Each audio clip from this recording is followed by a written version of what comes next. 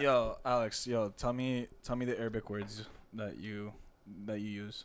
Oh, I would be making a fool of myself, brother. I can't be. Nothing? I grew up like listening and then responding back in English. So it's like if I try, it sounds like it's just sluggish, you know. Yeah. Word. Okay. I wish I spoke multiple languages though. Nah, you're good. As long as you know English for this fucking podcast episode. That's all we need As today. long as you know English. Inshallah, Rabbina yasahil. God bless. God bless. There you go.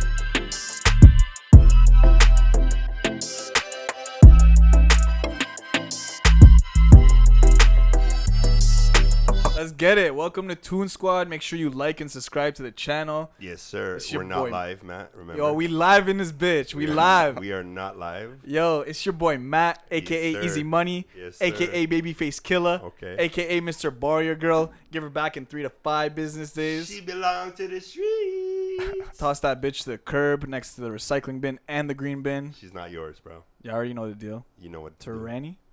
It's your boy Tyranny. You know what it is. I don't gotta introduce my name. You already know what it is. AKA Young Curls, AKA Young Jesus walking on water. We That's here, what's up. bro. Yo, We let's here. get it. Alex. We got the one, the only. Stainless real. Jeez. How you guys doing, man? Jeez. Yo, pleasure having you. And Thank you know what? so much. I want to say to start this, you put the spotlight on a lot of artists and a lot of people in the industry. You deserve the spotlight, bro. Gang. You deserve the spotlight. Big facts. Your story needs to be told, bro. Big You facts. have a big story, and Been working. I'm excited to chop it up with you. Been doing this. Honestly, it's all about humble beginnings, remembering where everything started from. So Jeez. everything can be removed in one day. So The it's young always shisha grateful, bars. The young shisha bars. Just the back in the days, On Lawrence Street. Yo, were you Lord, smoking shit. double apple back then? Oh God, I no, hope I'm not not. that old, man. I I hope not. You have to be at least 80 plus, 70 plus. Facts. To, Facts. Only the Oh, man. uncles really smoke. That's when you're that. retired. Then they have When the you're black retired. one with just the coals on the top, Oh man, I was gonna That say. is disgusting. what is it's like? It literally Oh. tastes like charcoal. There's a name for it too. It's I know like it. black molasses. Yeah, bro. Yeah. You don't even put a tinfoil. You No just put tin foil. Put the coals on top of it. It smells like a raw. cigar Yeah, without bro. like the nice Yeah. nice smell. That's That's like raw. serious. That's serious. Like only OGs can do that. That's like straight collapsed lung within 5 business days. That's it. You just enjoy it one time. And Nah, it's good that you said that because I know that way you're not pushing the shorties away. If you're smoking double apple, she's not smoking with you. No man, That's crazy. Stopped smoking shisha years ago. That's wild. That's good. You grown up. Nah man, but I was in Egypt and I had to do one time. Oh, but, for sure. but it didn't That's- count. It's yeah. just like a No, write-off.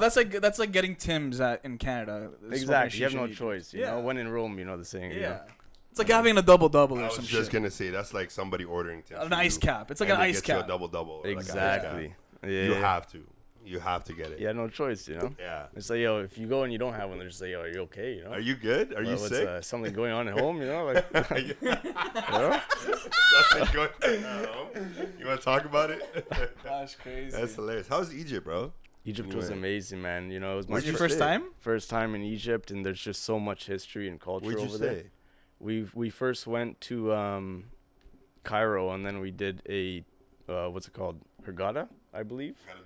Yeah, and then we did the Nile for the cruise a little bit, and then went back to Cairo after that. Yeah. Sick. That's hard. It's crazy, were man. you culture shocked? Because obviously it's your first time and you're Yeah, grown. man. It's you're a insane. full adult. Also, there's so many people there, right? So it's Yeah. like everywhere you look, there's like somebody saying like this has 3,000 years of history. This has 2,000 years of history. Yeah. And you're like, yo, people are touching it, Like, It's how are you wild. able to just do that? How is there no security for this It's stuff? Yo, wild, to bro. put it in perspective for the audience, I was actually speaking about this earlier today at work. Yo, Egypt is a little smaller than Ontario with over 90 million people in it. It's insane. Yeah, It's yeah. wild. It's nuts. Makes no sense. Like, It has what New York State has, and it's like smaller than Ontario. Yeah, That's it's wild. crazy. That's insane. nuts. nuts. That's And then- insane. Did you guys ever drink from the Nile River?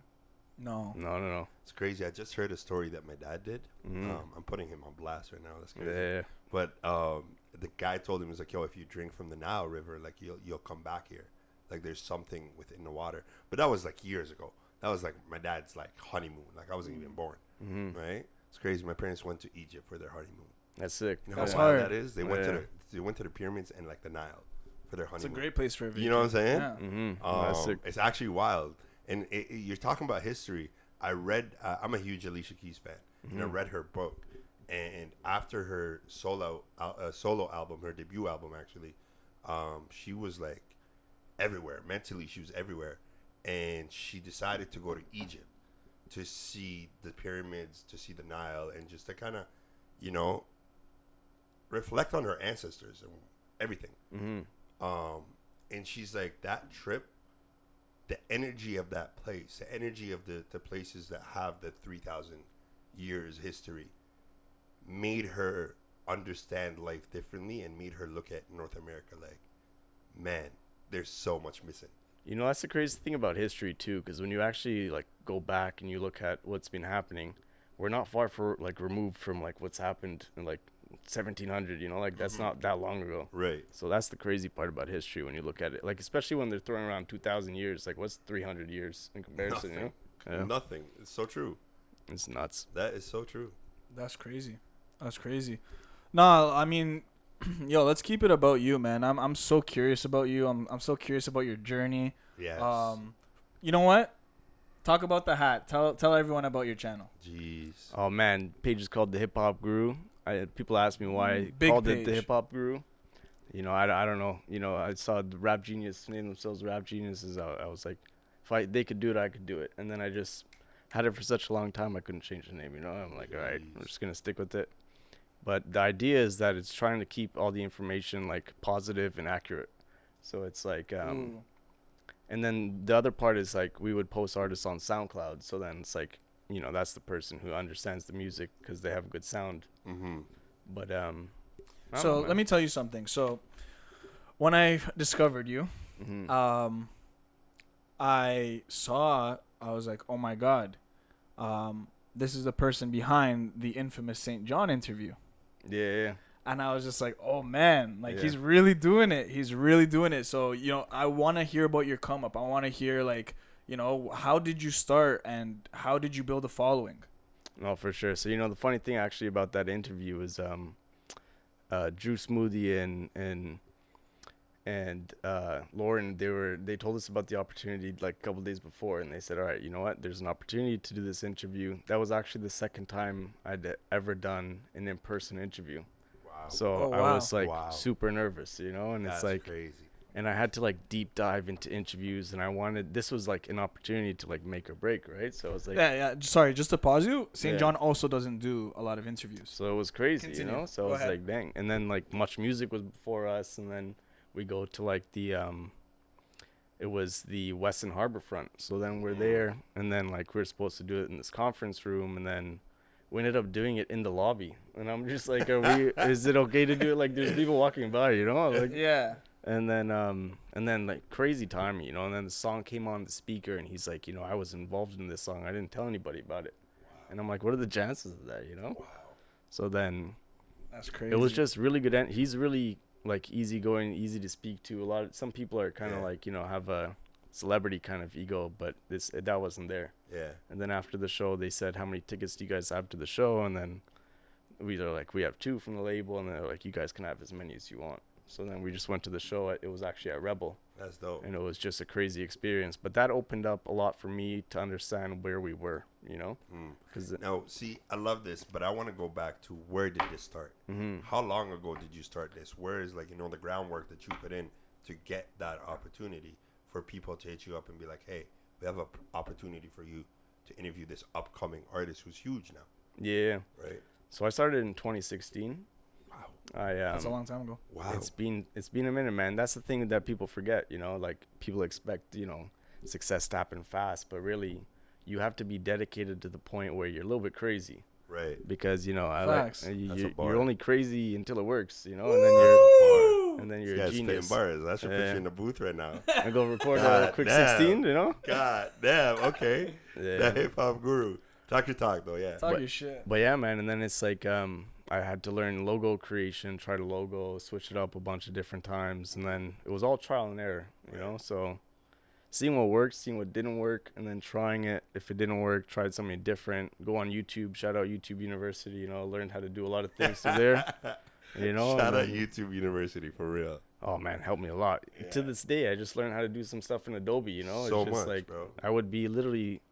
I'd be in trouble if I didn't have YouTube, you know. So shout out YouTube, you know. Shout out God YouTube, bless. dope platform. You know what that sounds like to me? I'm gonna do it just for Ben. Shout out Shot by Ben. Shout out Shot by Ben one time. To all you motherfuckers out there and motherfuckers, the lazy motherfuckers that don't want to do work. What this sounds to me like, this man hustled his way and did the work by himself. There was no excuses. But you over there hugging your pillow, like DJ Khaled says, slobbing all over it, you have excuses. Wake up. Sorry. I had to send that message. No, yeah, no, it's necessary, you know. Yeah, because that's what it sounds like to me. It sounds like, you know, you put in the work. You know, you started this at 2016. You didn't stop. You did a lot of interviews. You know, off record, you were telling me you did a lot of written interviews. Yeah. And then you learned, and you didn't show your face until after the pandemic. Yeah. That shows the progress, and that shows the growth that you went through. You know, and I'm sure it was a tough journey. It was terrible, man. It's crazy, you know. But that's part of the you have to enjoy the journey. And there's ups and downs, you know. But when you look back on the times, you'll be like, I'm grateful I went through that because, you know, I wouldn't be the same. Like, you have to go through the tough times to be able to have the strength to be able to be where you're at, you know. Right. And yeah. So listen, you're not capping. Like, you're actually humble. Like, I know I can speak for both me and Serani. Like, we feel your energy. Super. We feel your energy strongly. And where's this coming from? Is it coming from your upbringing? Is it coming from like your experience in the industry and getting crossed and all this stuff? Like, where is this coming from? I have a good family, man. Everybody was supportive, them, you know. man. My mom too. Shout out my mom. You know, she was very supportive, telling me a lot that, you know, I'm on the right path, you know, because it's tough sometimes, you know. You think, hell yeah, of course. Even right now, I don't think I'm supposed to be where I'm at. You know, I want like a Bell Network type level platform, you know. But it's like, you know, you have to understand that you have to climb the stairs to get to that point. You know? Yeah. Wow. Man. Was it hard for you? Like, did you have your parents trying to challenge you? You know, because again, I know a lot of Egyptians. I have a lot of Egyptian friends. Most of their parents want them to be, you know, the doctors, the lawyers. Accountants, you know, all that. The pharmaceutical. Pharmacy and like doctors and lawyers. Those are like the three that I see across the board. Did you ever have that where like, hey, like they're looking at you like, what do you mean? Like, you should be in school doing this or doing that. Yeah, absolutely.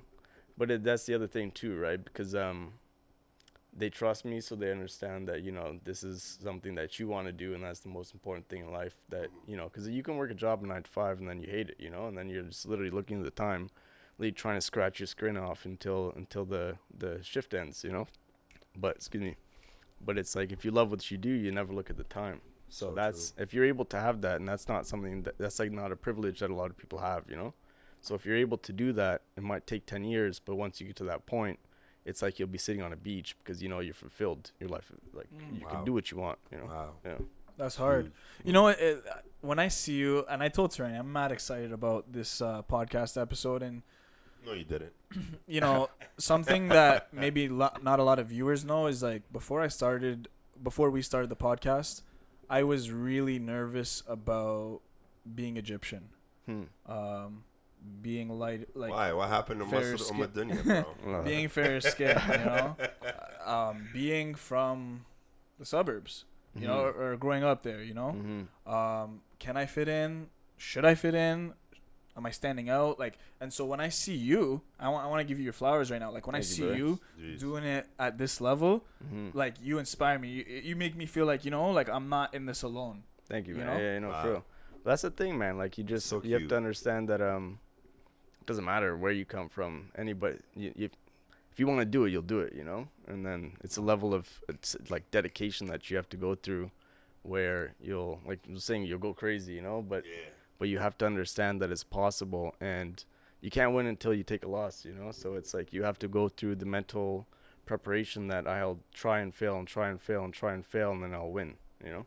Do you feel like you're still on the journey too? Like, you still feel like there's more to accomplish too? Oh, I just started. Wow, that's beautiful. No, that's the first chapter so far. And in first chapter. That first chapter, 9 years in, the trial and error. 7 years in. You know, 7 years in. Yeah. 7 years in. You can't do math. It's okay. Neither can you, or geography. That's crazy. I know Egypt better than you. We talked about this already. Yeah, whatever. Yeah, Egypt's the only one to be in two different continents. Whatever. Sorry for this. Come on.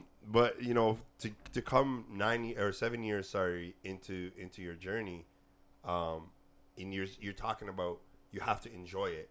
Mm-hmm. What year can you like put your finger on a year that you would say, oh, this is when I realized I have to enjoy the journey? Because I'm sure the first couple of years you were just grinding, and like you told me, I'm losing my mind because I'm doing so much that I look crazy to people, that I'm losing my mind and my mental. What year can you say, no, you stopped and kind of looked back and said, yeah, I got to enjoy this journey more? Probably recently, man. I'm not going to lie. Yeah. Because it's tough to understand because as you grow, you want to be much farther than you are.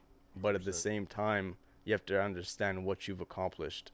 Because if you don't celebrate the small wins, then you'll derail on your path, and then you'll really kind of lose your mind, So like, and that's another thing too, like you have to celebrate the wins and understand where you are, because if you don't, then it's a bad path. That's all, And I don't think people celebrate the small wins enough, Just people only see what you post on social media, on Instagram, So it's very true. That's what it is. And most of us do post the big wins. That's what it is, because nobody wants to post their losses, Right. Do you have favorite interviews that you did? Ooh. I think the Saint John one, because it opened up, just for me, I realized what was possible with that one.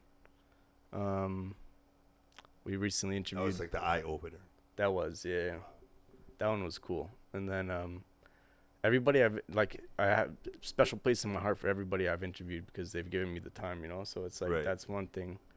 I liked, we interviewed Realist K recently. That was pretty cool. We actually went to Scotiabank Arena. Wow. So then I was like, I had to get like some pass to get like a backpack and even, So wow, that was interesting. And that also changed it, because I was like, I think I've interviewed somebody everywhere except Rogers Center, So I'm like, that's the next so then one? I had to sit back. I want to go Rogers Center. Funny enough, that's where his next performance, his dream performance is. That's so crazy. It's like, that's crazy. That is crazy.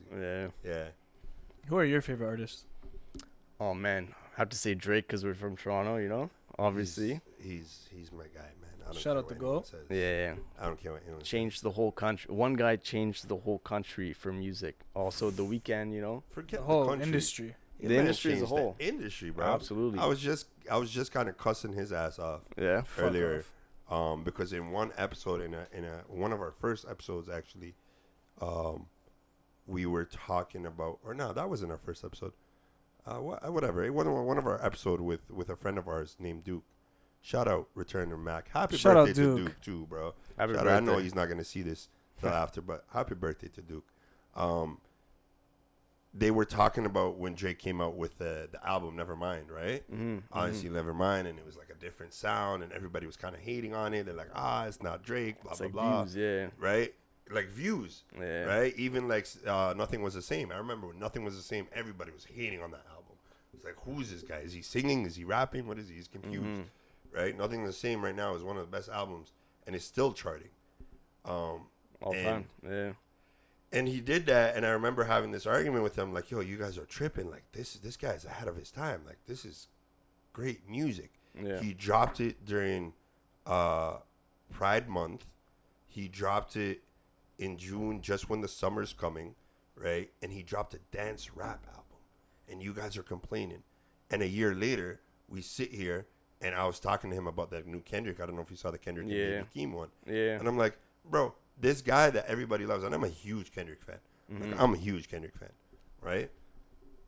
I'm sitting here like, this Kendrick that North America, and we all look at him as like the GOAT when it comes to hip-hop, right? Like, everybody, hip-hop heads, look at Kendrick like he's the best out of the three. From a storytelling, right? yeah, Right, absolutely. from just an MC. It's like hip-hop. you're watching a visual movie. Right. Yeah. And now this dude is copying the same flow on a similar beat Oh, you're talking about Sticky. to what Drake just did. Yeah. You see what I'm saying? So I'm sitting here like, why doesn't this guy get his flowers already? That's the thing though. If you're that big and you don't have any hate, you're not doing anything right. Facts. So I get you. That's I what it get is. you. But it's like, it gets to a point where I'm like, bro, you guys just got to stop. Just Jay's different, and I know Jay's, you know, the OG. He's like the uncle that everybody listens to, and very successful. But it's like at one point, Jay-Z stopped getting hate, and I wonder when Drake will stop getting that hate. But the thing is that he's done so many different genres and be successful in so many different genres. Like, what? There's nothing else for him to have to prove to people. Probably just go home and listen to the album, like, you know, when they're not on Twitter, and be like, yo, Drake sucks, and then go home and be like, all right, sick, some Drake, you know. So it's like, Have you done that before? huh? Have you done that before? Do I hate on? Honestly, when I listened to that album artist. last year, I was like, what is? I wasn't expecting a dance album, Right, you know. So it's like I was kind of confused on what I was listening to. Mm-hmm. But you listen to him more and more, and you're like, damn, this is like a sick album for It's Europe. ahead of its time. It's ahead of its time. And Like, he said that. He what was- warned us. what was his bar from Views? Like, dropped a classic, and then people was on thought it Nothing was Was a the sleeper Same. or something. Yeah, No, that was about, he was talking about Nothing Was the Same. exactly. Yeah, It's I like forgot which Nothing one. Was the Same. I dropped a classic, but everybody slept on it. Basically. Yeah. So it's like, you know, people don't, and then he's like, people only want to say, it's funny, he said this in, I think, the Rap Radar interview. He's like, oh, I put out an album, and then 5 seconds later, people are like, garbage bin emoji. You haven't even listened. So it's like, you haven't even listened to it. You can't. Like, back in the day when they used to do reviews, they'd send like double XL, like the album, like a month, 2 months in advance. Right. They'd right. sit with it, listen to it, have 100%. constructive thoughts, and then give their opinion when it dropped, because they've already listened to it 50 times. You Right. know? Yeah. I love that you said that, because this is my question to you. Now you as I don't know if you like that word, but you as a hip hop critic, right?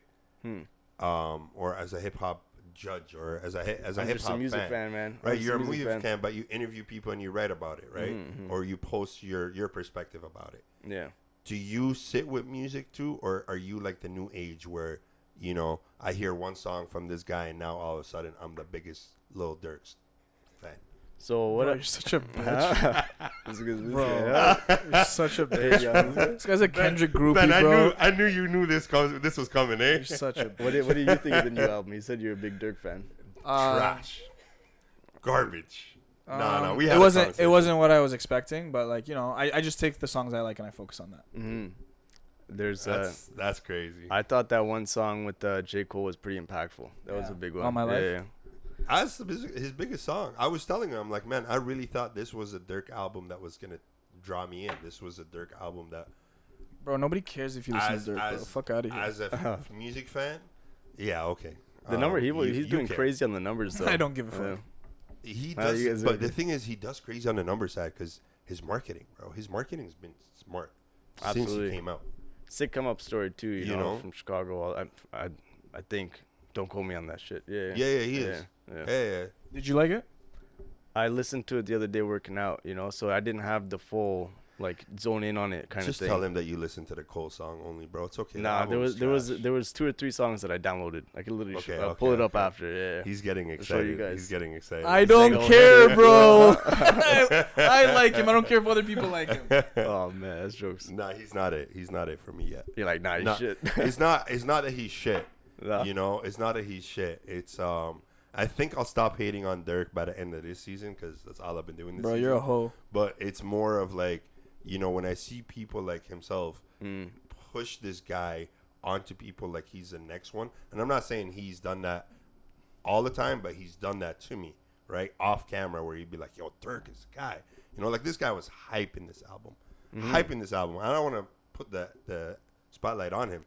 It's But- like, yo, man, what the hell is this? No, he no, was. this is regular. This But is no, no, regular, this is bro. how We it go, is. Me we and go him. back and forth. This bro. is our shit. We roast each other because we call it how it is, right? No, absolutely. Yeah. And he calls me Kicking the out. He shit, calls me yeah. out That's when what keeps it entertaining, Right. too, That's you what know? it's all about. Yeah. like my name is Titi because of Yo, it. you're just in the crossfire, bro.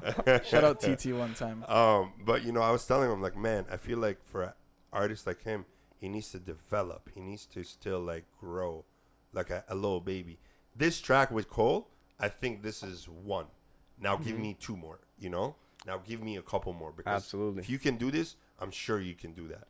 And I think that we're just starting to see his capability, you know, with the one Drake song, it showed you what he's capable of, and now there's gonna be, I think, a lot more songs like that, you know, where he's like, all right, this is what I can do, and then I can do it on the numbers on the charts, and I can do it like whatever style I want. He even did that one song with the country artist, you know. So the Yeah, versatility is crazy. Yeah. This guy's the biggest artist in the world right now. Next thing you see, he's gonna have a song with Taylor Swift. You know, it's just like, which is wild, bro. Because I want to know who. Ice Spice had a song with. I want to know who in the industry is pushing Durk like that, because the industry's pushing him. It's you, bro.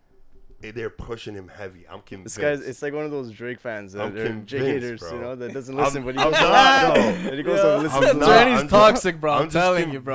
Like, he loves some parts of him. He hates most of him. I have this idea that, yo, somebody is pushing this guy, and it's like, let's be real. There's people behind artists that make money, right? Now, I'm not saying he's a bad artist. I'm not saying that at all, because he he clearly has people listening to him, and there's songs that I like from him, right? A couple of songs that I like. I'm not saying a lot of songs. I probably don't even know the name. The only song that I really know the name. You don't have to like every song as a fan. No, I don't have to like every song. I don't like his drill stuff, right? I don't resonate with I told you. I think he's like rapping. New York side. Yeah. I think he's rapping like somebody. But most people like him, though. Most people like that side. That fast side, I'm like, yo, who's chasing you in the booth, bro? That's like, you're rapping really quick.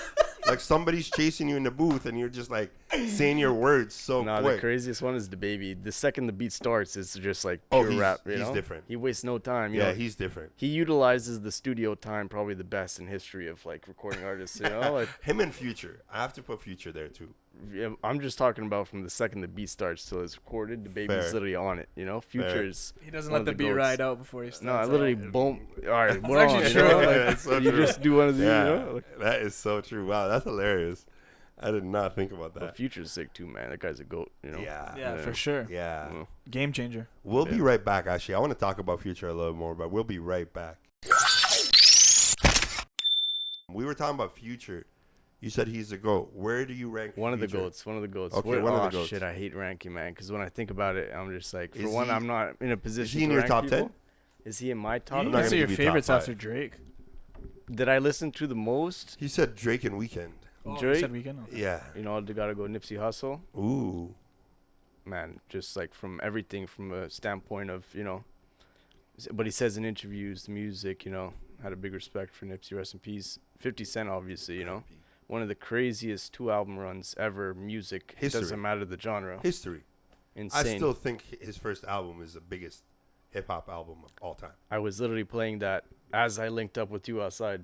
I literally had the album on. Which is nuts. Just now? Yeah. That's hilarious. Yeah. That's hilarious. like my go-to for the gym is 50 Cent, Get Rich or Die Trying, and any Pop Smoke. And Nipsey Hussle. Yeah. How did you get into hip-hop even? I've just you know what's funny? I used to buy the CDs growing up. I'd go to like Walmart. For real, My parents would be like, "Yo, you're wasting money on CD." I'm H&M too. You know, mean HMV? Yeah, sorry, HMV. I said H&M. H&M is the guy. There's a black. This guy's buying shorts and a CD. That's crazy. I said H&M. This guy's buying a dress shirt and HMV. I forgot about. I said H&M. It's wow. the workers. The workers are selling their mixtape in the back. Yeah. Oh man. Shout out to H&M. You know, fuck. That's crazy. No, fuck H&M. Fuck H&M. Their quality shit. Their quality is trash. Oh man, that's jokes. I don't know why I said H&M. HMV. You know what's funny? I completely forgot the name of that store. HMV? Which is great. Yeah. I just knew there was an H at the beginning. That's all you need to know, man. That's all you need to know. Yeah, that's it. Yeah, Walmart though. Walmart CDs were dope too. So yeah, man. It's funny because I have like Markville Mall. Markville Mall? Or where did you used to go? Man, anywhere. It didn't matter. Oh, okay. Yeah. You'd go to like the Markville Mall. Yo, he went to the Walmart in Stouffville, bro. Don't worry about that Stouffville, shit. North York. Dang shit. North York, too. North York, yeah, like... yeah, this guy's like, yo, don't leave me hanging, man. I got a thing for leaving people Stop hanging. that, bro. You guys drive tractors from one place to another. We don't know anything about John Deere, bro. Yeah, Stop with the spinners on it, Stop. you know? Have you seen those trucks? You see? Some hydraulics on the back, you know? You know how it is? The green and the yellow boonies, ones, This guy tells me, yo, I got ops outside, and I just see a bunch of... Yeah, bro. I got ops, bro. They're just chickens on I the see a floor, bunch of foxes. What you know about Hoover Park, bro? What you know about... Like, bro, you guys got coyotes and foxes. Stop what you know about the looters at Hoover Park, bro? There's nothing. It's foxes, bro. You know, I've seen them. There's this one goose that, like, eyes me down every time and hisses at me, you know? It's just like... The one goose. Eh? Oh man, just same spot. I'm like, yo, you're not paying rent or something, you know, like that same spot every year. No, but That's hilarious. shout out to the goose, you know, like eating the grass and stuff, living his life, you know. That's the goal. That is the goal, man. To enjoy life, to be one with. So you nature. bumping these CDs in your car or on a Walkman, like? Oh, I have no use for them anymore. But back then, Back like, then. yeah, I'd go, I'd buy it. Family would be like, yo, you're wasting money on CDs. But now I have like this sick collection that's literally just art at this point, you know. And Would you it's play them so on a much player, a Oh car? yeah. What's it called? On the computer. So it On like the computer. Yeah, throw you put that it in thing the. in the computer, put it Yeah, on the yeah. iTunes. Yeah. Press the side, pops out. I would load it onto the Damn, thing. I'd that's have a to crazy change memory. the artwork on the thing so it'd be on that little screen, you know, like at the, you know, like, That Good is times. crazy. oh man. Just be on that little screen, then you have to change that shit. No, it's On that- crazy because you know how like on your Apple Music you can go to downloaded or songs that are like Yeah. on your Yeah. computer. Yeah. Like some of them will be like 03 MP3 Lil Wayne, you know, Lollipop, Yeah. and then I'd be like, and then the normal one, you know, with the album cover. And I'm like, damn, I It gotta. never made sense to me, bro. Nah. Yo, so listen, again, like I said, I connect with you because we're both Egyptian, Mhm. and like I know what it's like in an Egyptian household. Yeah. You're playing hip hop, you're playing rap. Yeah. You know what I mean? Your parents are like, "Yo, why aren't you playing the church, Kaltoum, the bro. church songs, the Teranim?" Mhm. So I wanted to ask you, like, yo, did your parents give you like lashback and like try to push you onto like even Arabic music? Tamer Oh, Hosni. They did. I don't know if they listened to what's that one guy? He has like he's the Ahmed most. Diab? Yeah, that's the one. Oh, Yeah. that's the man. That's the How did guy. I miss that guy? Yeah. He's like the Egyptian Bad Bunny, you know, but all Yeah. time, you know. He's an Egyptian Drake, bro. Yeah. No, Egyptian Drake is better. Yeah, he's actually the Egyptian Drake. He's any language. You don't. You know, there's artists where if you don't understand them, you can still You play can still them. enjoy it, You yeah. still Even if you enjoy don't know what it. they're saying. That's amazing music. Yeah, you Bad know? Bunny, like Yeah. you said. Bad Bunny. Yeah. You can listen to it and be like, hell yeah, and then you don't even know what he's saying. You It's know? vibes, still vibes. Yeah. No, straight up. It's crazy. So you're listening to it in the household? I and- all the time, you know. Your So parents from didn't give you growing any up- lashback? Not really, man. It's like Wow, it's that's hard. popular music, you know. So it's like, it's not like I'm going out and robbing stores and shit. You know, it's just Yeah, like, but it's when just- 50 I was a Cent- good kid. When 50 Cent is as a doing good Candy kid. Shop, they're bobbing their head with you, or like well, they're like, not listening Habibi, to it They're necessarily. not bobbing their I head have with the it, bro. headphones, man, and I'm just like, What's wrong with you? you know, listening to it, imagining I am the artist. You know, they don't just want you to like, listen to like a sermon at church or nothing? Well, how much could you have to go to church to listen to that? you have the church music on your phone? Nah, bro, they had CDs same way you got CDs. My They just grandfather- didn't get it from H&M or HMV. My grandfather had the cassettes. He had the cassettes Yeah. and put it in Yo, the car. Cassette. Yo, you CDs. know, Yeah, bro. yeah, You yeah. know how it is, bro. When he got a new car before, Yeah. he like had them change the like CD player, so it was like a cassette. You know, you know He's now like, I'm not changing. now like you're like, yo, give me the Apple or what's it called, the Apple CarPlay thing, and then before he's like, give me the cassette, and they're like, wait, that's the step back. You know, it's just like, well, yo, I have to play the tapes, man. Come on, you know. That's hilarious. The cassettes were like old, bro. I never had cassettes. I'm not that old, you know. I never bought myself cassettes, but like my parents had a couple of like Michael Jackson. But you weren't around to buy them. Yeah. I wasn't, when I was back home, because I lived in Nazareth, I would buy cassettes for Arabic artists Makes sense. that I yeah. would listen to because I Yeah. was more into the Arabic. And then my parents would have the Michael, all the English music that I would listen to, like Michael, Lionel Richie, Stevie Wonder, Legends. Marvin Gaye, Mhm. what's her name? Whitney Houston, Celine Dion. Like Mhm. those are the people that my parents were listening to. My that family, I was same listening thing, kind of to, thing. you know? Yeah. Yeah. But cassettes, I only bought Arabic cassettes. That's different though, because a different country. You Yeah, know? So and it's like I knew that was the shit too for me. Yeah. I'm listening to like the hottest new shit at the time. But that's different too, you know, because like if they have the cassette as a prominent player there, you know, you're obviously gonna use a cassette player, you know. 100%. Yeah. 100%. Yeah. Yo, I want to flip it back to Hip Hop Guru. I kind of want to Okay. ask him one Go thing ahead, go ahead. before. Sorry to interrupt you, because you said you listen to the music, and in your head you imagine you're the artist. What was going through your head when you did that? Just as a music fan, you know, it's just like, you know, listening to it and then just listening to the song and pretending you're the artist, trying to recite the lyrics, you know, and it's just like, yo, it's watching like the Eminem movie, the 50 Cent movie, you know, how you're like, which is crazy. We were talking about that before, making a movie about somebody's life. Right, Those are a true show. music. Yeah, A yeah. show about someone's life, Which yeah. is nuts. And then like, so it's just interesting, you know, you listen to the song artist is able to make a different kind of vibe, you know. And do then you remember like, the first album and then the first artist that made you have that feeling? Oh man. No, but the first couple albums I probably ever really got into, like as in super big fan of it, were Lil Wayne Carter 3. I knew you were gonna say that. Jeez. And Kanye West Graduation. You were just Carter 3. You were in elementary school. I think I was grade 8 or something like grade that. 8. Yeah. Okay. Yeah. Because that came out. I was in grade 10 when that came out. Insane. Remember they had the 50 Cent thing where they sold them at the same time? Yeah. And Graduation, him and Kanye was crazy. Yeah, 50 Curtis album. It was just like genius marketing, honestly. Genius PR, bro. Genius PR. And made like that was, if you could look back in history, like a documentary episode on like what they did for that, I feel like that would be. So look at how many people did that too. Like Ross used that PR strategy. It's prominent, Meek man. Mill used that PR strategy when he beefed with Drake. Because his album did a lot of numbers. Pusha T used that strategy, and Kanye used that strategy. I think the Pusha thing and Drake thing was kind of real, but I don't know. It was real, but if you think about it, it's like it worked out as a PR in his favor. Because he knew if he dissed Drake and Drake won back at him, he's going to get plays. Absolutely. He's going to get attention. Like, there's no way he didn't know that. Yeah. No, they just did a 5-year anniversary of the first diss track. Which made no sense to me. Because do you feel like that diss track put a scratch on Drake's legacy? I don't think it put a scratch on Drake's legacy because he's done so much where it doesn't even matter if he has like 10 of those come his way, you know. But it's like Pusha T is good at that, you know. That's what he does. So it's not like it was bad on his part. I was interested to see what would have been the next follow-up track if Jay Prince didn't tell him like, "Yo, we're not gonna do this anymore." You think he actually said that? Because I 100%. He does the finger point, you know. Like, he does do the finger point.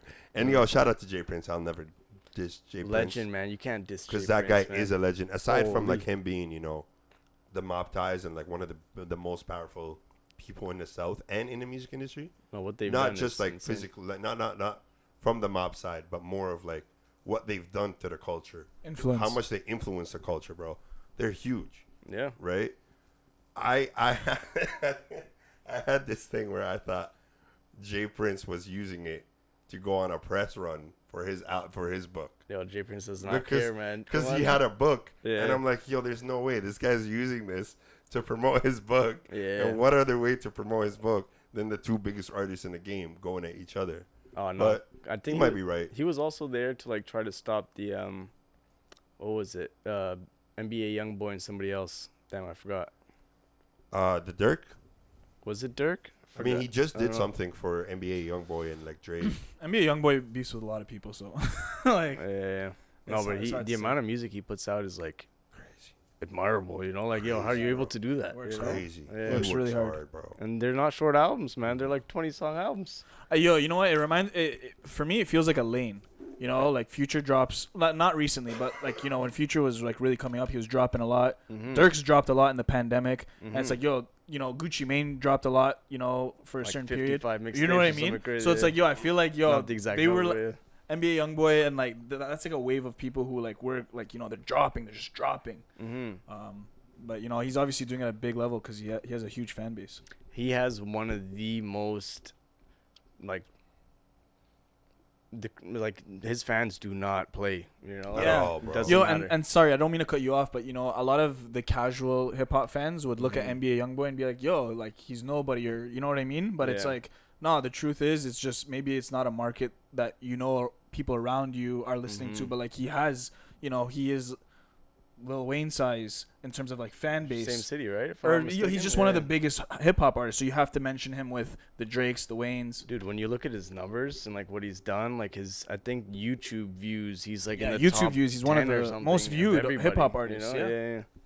And you can't like, even if you don't like an artist, you cannot like not respect that, you know. So for sure. Like, and I think one of the coolest interviews he did was the one with Elliot Wilson and B-Dot. I remember that in the Utah. Yeah. I remember that. 'Cause that also just came showed out a recently. different side, like them as journalists and what they've done, like in their whole career.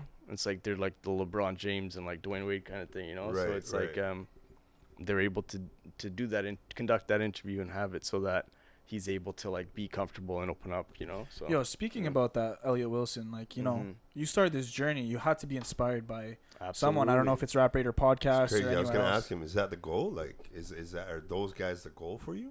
well, they're at the top, so that's like, you know, that's where the vision should be to reach. Yeah, absolutely. But who inspired you to start doing this type Who of stuff? inspired me to start? Damn, that's a good question.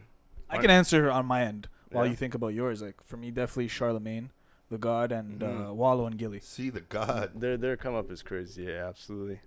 Actually, shout out Wallow and Gilly. What they've done is nuts, you know, especially with that new deal, you know. It's Huge. Different. Huge. Literally next These are people level. that just like, they really just put in the work and said, yo, nobody's stopping us. And that's another thing too, you know. It's like it's not an overnight thing, you know.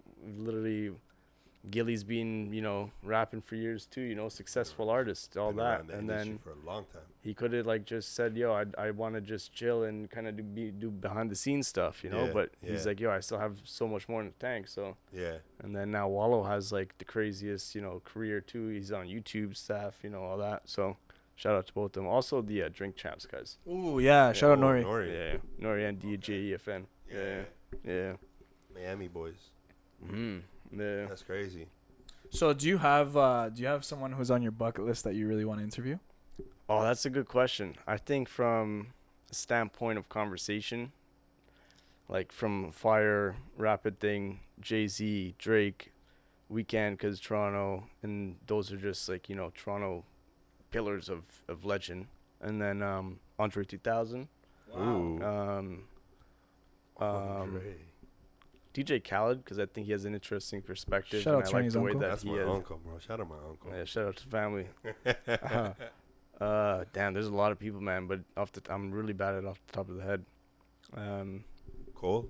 Oh yeah, J. Cole, absolutely. Because Nas? you look like a Cole Nas, fan. yeah. Well, I wish. Like, man. to me, you look Fingers like a crossed. Cole fan. Big Cole fan, man. Yeah, I Big can Cole see fan. like you were a Cole fan. Well, you know, his story is incredible too. With seeing what he did with the Dollar in a Dream tour, you know. Hell yeah. Wow, you know. You were there? Oh God, no. I was. Oh. Yeah. I was there. We know you were there. I didn't get in. You said the story like 5 times, bro. No, I never said on air though. Yeah, you said I'm not that, gonna bro. say it on air because That Train's was fucking up the vibes. Yeah, you never got in because you weren't of age.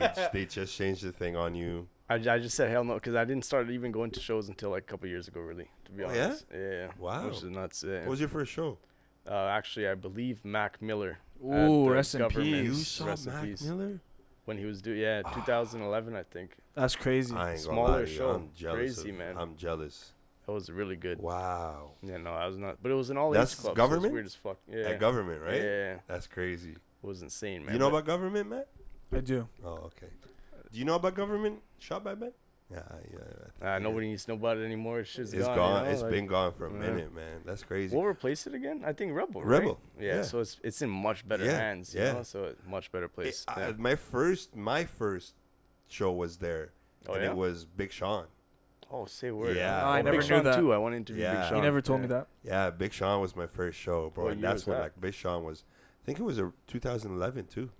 You know, I like to see artists at that stage because they're the most like, they have the most drive. You know, Yes, so they yes. want. It's like seeing a player play in college. You know, if the player is gonna have to prove themselves, they're gonna put the full effort. You know. Yeah, so yeah. It's like, Very You're true. seeing a Make it star or before break it. everyone knows it. exactly. Yeah. That's hard. So it's like, you know, seeing the artists, like some people think that they're at the Drake level, and it's just like, yo, man, you have to be like humble, and then also you have to reach that next level too, you know. I mean, you got to do it for 10 years to get to the Drake level. Let's be Yeah, real, man, bro. come If on. if you've been doing it for 4 years or 5 years and you got a nice hype, that doesn't put you at his level. Oh man, You know? even if you look at Drake, like he was doing the even before like Best I Ever Had and Successful and those ones, like even if you look at Degrassi, if you watch like some of those old like videos, you'll see him with like the writing, like all the books, like the bars that he had, you know. So it's, and his dad was an artist, so he was able to learn the ins and outs from like Yep. from a everyday standpoint, you know. Mhm. So it's not like he just enjoyed it daily; he lived it, you know. Yeah. You know what I like about Drake? I think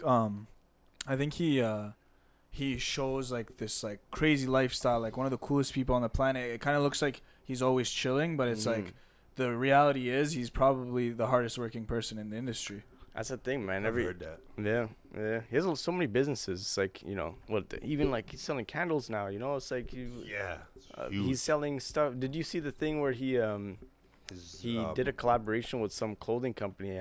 I forgot the name, but it's just like bathrobe. Yeah, the bathrobe. Yeah, for like four racks. Mad You know, it's expensive. just like the face mask for like 1,000. You know, and you have to reach a point until you can do it. You know, and he's obviously there. And he's there. The point is, I feel like, is when your brand is actually like the name of your brand is bigger than you as a human at that point. You know, like Jay-Z, like Drake. Their name, that name, Drake, Jay-Z, is so much bigger than Sean Carter. It's so much bigger than Aubrey Graham. You know what I mean? It's at a level where like it becomes that brand. It becomes the Sony. It becomes the Nike. It becomes that type of brand where you can do anything you want. That's the thing, right? And that's where a lot of artists forget, you know, that you are a business too, you know? You're not just, and there's a lot of things that you can do. It's like if you look at a basketball player, they'll be like, yo, I'm not just a basketball player. I'm a human, and, you know, I'm much more than that.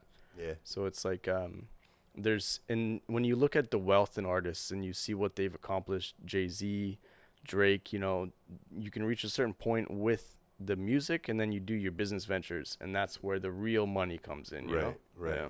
So then, you know, those guys are obviously there, and that's like, yeah. Speaking about money, I wanted to, you know, speak to you about your channel, Hip Hop Guru. Like, I wanted to ask you about the business side. Like, tell me about some of your early lessons that you learned, and some of the struggles, and some of your victories. So starting off, I everything is through trial and error. So I still don't know if I'm doing, if it's the right thing, you know. So if it works, I'm like, thank you, you know. It's just like, that's beautiful. But it's just, you know, I love that, to be honest. And thank you, man. Yeah. And the tough part is that there's gonna be a lot. You have to throw your prices out, you know. And it's just like, you're like, shoot, is that the right number, you know? Like, but if you don't put it out there, nobody will ever have the chance to say yes or no. Yeah. So it's like, if they say no, then you're just like, all right, you know, you do a counter offer. That's how business works, you know, like whatever, man, like who cares? So it's like damn, but that's the thing now. Throw something out there, and then if it's a, what's it called? If it's an advertisement and want to do it to independent artists, then I'll change the price, you know? Yeah. Right. Well, that's interesting. That's mad interesting. You know, let's talk to me about like some of the lessons early on. Like, did you like really struggle with the business side, or like they can't be smooth sail if you're telling me it's trial and error? It's never. And if it was easy, everybody would be doing it, you know? So it's like, and I'm not even at the point where I want to be, you know? So it's like, I'm just enjoying the path, and, you know. Okay, speaking about where you want to be, talk to me about that. Like, what's the long-term vision? So, like, with me being crazy, I wanted to be at a point where we're like a BET network, a Bell network in Toronto. So it's like we have different shows. We have I love that. A TV network. We have one side where we can do this and that. We have this side where we're able to do the music side, the show side, and then kind of maybe one day have a label. I tried doing the artist management thing and then VP of an indie label thing for a bit, but honestly, I wasn't ready. So it's like, that was just part of my journey of learning. And, you know. Why wasn't that for you? The indie label thing is just, it's tough, man. There's a lot of money that goes into it, and then it's really hard to do.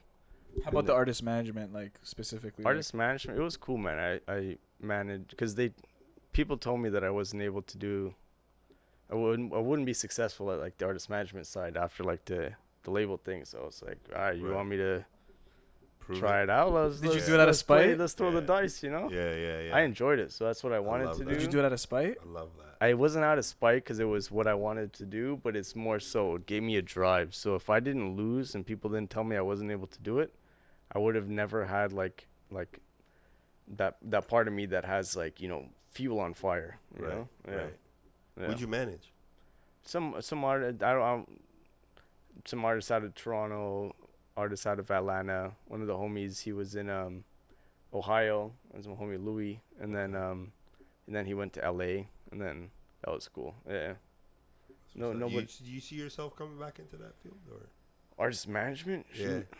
Maybe, man. You never know. I don't want to say no to anything, you know, because it's like, you know, I could 5 years from now do label work, and then it's just like, you know, and it's fun. I used to get denied jobs at labels, but now I have like the frame on the desk of the the printed denied job Ooh, things. talk your shit. And then right next to it, I have the signed interviews with the artists from the same labels. So I'm like, all right, man, and I look at it every time I'm working. So you motherfuckers.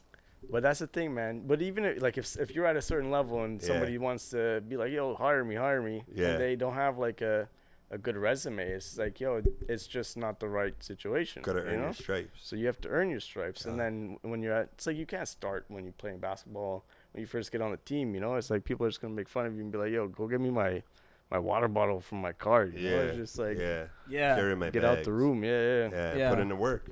You gotta put in the work. Before we get on break, I saw that post, and like you said with the labels, they rejected you, right? And now they're talking to you. Yeah. How did you deal with the rejection? Because a lot of times it's demotivating.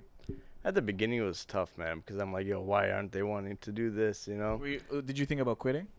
Oh, I'm so many times, But you have to go through that, because if you're not gonna go through that, then you're just crazy, Like if you've started, and unless you literally have like the career of like a LeBron James, where you're literally in the league, the golden child, and you're ready to make it, which you're is not very rare. Which is impossible, like he's literally like if there's a 1%, he is the 1% of the 1%, So it's like, I've thought about quitting so many times, even like last year, I'm like, oh, am I on the right path? But then I was saying, you literally have to be so crazy believing yourself, and to the point where you're like, yo, it doesn't matter what this person says. This side is like. Do you feel you're delusional at times? Yeah, man. You literally have to have the craziest train of thought as like I don't know if I'm a creator. I don't think I'm a creator, but it's like. Yeah, you are. Yes, you are. Yeah, you are. Look at what you created, bro. That's true, actually. Yeah, you're creative. You created something huge. So it's like you have so many thoughts in your head at like one time. It's just like, for you to focus on one thing, it's just, it takes a lot of effort to kind of like stay on that train, Yeah. We'll be right back. All right. Well, fuck Matt, first of all, since we started rolling. Bro, you just talked about replacing me as a co-host. That's so fucked up. That's what I'm saying. When you're telling me off record that you want to replace yourself with someone else. Bro, you're so weird. And see me saying, fuck you, I'm going to replace you with Russia. And then we're going to bring Alex. Bro. We're going to bring Alex as a third. And it's just going to be us. This guy's trading Egyptians, bro. Where are we, Pokemon cards? Bro, exactly. That's what I'm doing right now. The funny part? You just said it like it wasn't even out there. You're just like chilling. Like, you just say, yo, I think the Raptors going to win, You got to fight back, man. I did. Fuck this guy, bro. It's bro. It's not what you want, bro. You're lucky I don't kick you out the studio right now. Because, like, you don't want the smoke, man. Yeah, bro. It's lucky I don't kick you out. I'm respecting you because your brother's here. So I'm not going to do it. But if it wasn't your brother, you'd be out the studio right now. That's cap. I'll tell you that much. I closed the door on you so you can't come back in. No, that's next level. That was one of our things that we did where our early skits.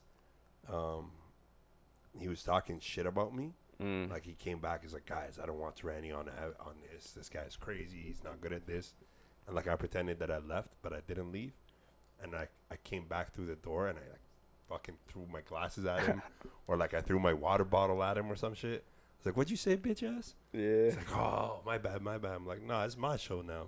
I'm taking over, bro. I'm the host. Yeah. This is the takeover. And then from that day on, I was like, yeah, I'm gonna roast this guy. I don't care. It's my show. The gloves are off, It's my fucking show. This guy's a hoe. Yeah, fuck Matt. Fuck Lil Durk. Fuck Tyranny. Fuck your groupie ass. Bro, you're such a groupie, You don't even know which team you're supporting. But before we get into all of that, because we are going to talk about ball with you. We don't want to talk about how Arsenal did? We can talk about Arsenal, but you don't know anything about it. You watch footy? I used to. Oh, you a footy fan? Not anymore. Yeah? Who was your team? I don't know. I don't watch so much anymore. Okay. Did you have like a country that you supported in the World Cup, or? Growing up, my favorite player was Samuel Eto'o. Wow, so you like a Barca type of guy? Yeah. Nice. I don't know why. I just like Eto'o was the guy. He was a sick player, So you loved him when he played with Ronaldinho. I wasn't too into it though, so I just remember, and I'd throw on the FIFA and just run shit. Just run with Eto'o and score because he was fast. something Matt does nothing about, knows nothing. Bro, about. stop. Yo, this isn't about me. Arsenal. Yo, we want to talk about. This is a problem. We want to talk about fucking you Alex. Talk about Arsenal. And labels rejecting him. That's what we want to talk about. That's where I was going before you said Arsenal, because you want to talk. No, you came in hot to start. Don't talk to me about me initiating shit. Listen, bro. It's about Alex, bro. Stop doing this. I know it's about Alex. Alex. So let's keep it about him. It's not about you. It's not about you. So the spotlight's not about you either. It's about Alex, and that's what we were gonna talk. This is entertainment for me, man. Right? Come on. Believe me, man. This is nothing too. We're like, this is the PG version. We're going light. We're going light. We've been going light lately, just because things have been sweet, I guess. I don't know. What Turning to say. sensitive. That's all. I'm sensitive. Your cancer ass cries after the fucking episode. One of the jokes went too far. Nah, bro. This guy sends me a whole Durk album. Like, please listen to it, bro. Please. I'm begging you, listen to it. Literally never. Like, I want you to like his music. We gotta stop talking shit about my favorite rapper. Literally never. Right? We gotta set up that Durk interview, man. Woo! That would be crazy. That's bucket list for sure. Jeez, that would be wild. For me too, but I don't think I'm gonna get it. Yeah. No, don't say that. No, it's tough. I don't know. I mean, hey, man, he went with Ak. Anything's possible. No, but he gave that like exclusive to him because he's been waiting a long time. Yeah, and Ak Ak and him became close after their beef. Your cousin? Ak, to call him his. Who's my cousin? Ak. That's your boy. That's literally your twin. That's your twinskies. You're literally a mix of See the God and Ak, bro, with a shade with a lot of the shade room in there. That's literally you. Don't take my jokes, man. That's literally you. You're a mix. I've said that to you way long ago. Cap. But it's okay. You're like, yo, pull the records up right now. Bro, I need the episode. I need the timestamp. We used to make fun of him, bro. He literally was See the God. We used to call him See the God. You never called me academics. Nah, I never roasted you and said you're academic. Nah. You're such a liar. Why? Right. Why would you call me your cousin? Right. I'm gonna pull up all the screenshots from our DM, me calling you academic. Okay, go do it. Right? And I'm going to give it to Ben, and he's going to put it on this episode. And then you're going to cry. Probably not. Little bitch ass. Get out of here. Cutscene, technical difficulties. And then just show all the fucking... Bro, can you focus on Alex, I've been calling you academic, and now you want academic. Now you want to call me my cousin? He's not even close to me, bro. What? If you said Belly, I'd be like, that's my cousin and shit. But I can see that, actually. Yeah. A lot of people call me Belly. But yeah, with the glasses, too. I got to lose weight now. You just got to spit some of the bars, I'm too, so cheesed. I'm like, I got to lose weight so I don't look like him, bro. Yeah. I went from Drake to Belly to French Montana. It's just fucking crazy. No, like, that'd be... Like, imagine you just went to, like, clubs and pretend you were Belly and you just... I used to pretend I was Drake's cousin. Yeah. For a little bit, yeah. You're like, yeah, man, me and the boy, we went back. Like, yeah, but this was, like, early on. Then I was like, what the fuck am I doing, bro? I do not want to be cousins with Drake. I'm okay. Like, I'm living my life. Yeah, I'm living my life. And then they started calling, like, a couple of my boys started calling me French Montana for a while, which I did not like. I was like, stop that. You don't like French Montana? I love French Montana. Sipping on a drink, I actually love French Montana, bro. Like, French Montana, like, I came up with, like, the come up of French. Yeah. Not came up with him, but, like. Listening to him. Yeah, listening to him. I love French Montana. That guy was. Crazy story. Yeah, super crazy story. You know? So, the label. The label, yo, man, I don't want to hear you, bro. It's clearly that I have the mic right now. I have control. So you just sit there, do what you have to do. What the fuck? Be pretty if you want to, because you're babyface killer bullshit. Look at the camera as much as you want, and let me talk, all right? I'm talking. I'm just having a discussion with my brother Alex. You sit on the sideline right now. You more like fucking Jaylen Brown with 8 turnovers yesterday. I'm more like Derek White. That's what you are. Saving shit. Yeah, hitting that 3 last second, go ahead, save the city. Yo, he went off. But anyway, the label, right? You were saying about, they rejected you. Why me? When you pushed through, when you got the first label, how did you feel? And did you say, yo, I got y'all now, motherfuckers? Yeah. Shout out Jamelia. We were on that Clubhouse call, and then I was literally just chatting, and it's just like it was pandemic, and man, it was just some open room, and it's like Clubhouse. You just have to speak in the app, and it's random as hell. And then it's just like people are yelling, and then you're just like, my turn. And then it's just like hectic. It's terrible. And then you're just like nervous because it's like you're presenting, but it's like you're just speaking to a phone in front of nobody. So it's like, why does it matter, So it's like, I was like, all right, whatever. What do I have to lose? I'm going to try to, and I hate like trying to like present myself to the point where like I have to say what I've done, you know? Because Yeah. I'm like, I don't know, it's just weird. So You're it's humble. That's why you don't like. Well, not even that. It's just it's awkward, you know? You say, yo, I've done this and this and this, and then but in reality, everybody who's actually done it doesn't care, you know? So it's like, what are you trying to big up yourself for no reason? So Yeah. I'm like, it's just so I'm like, I go in there and then it's just I'm like, all right, I do this and this and this, and then she was like, I work at this label and can give you an opportunity. And then it was Sony. She was at Sony at the time. Sends the email. Sony Canada or Sony Canada, all of them Okay. Canada. Yeah, yeah. Got you. And then she helped us set up a Zoom interview with Pressa. So I was like, wow, you know. Nice. And I'm like, okay, there's a lot of possibility with these kind of things. You know, you just have to kind of reach out and ask, and you never know what'll happen if you don't kind of put something out there. You know. Yeah, So yeah. Where was your platform at that time? where Like was the Guru platform at that time? That was around 2021.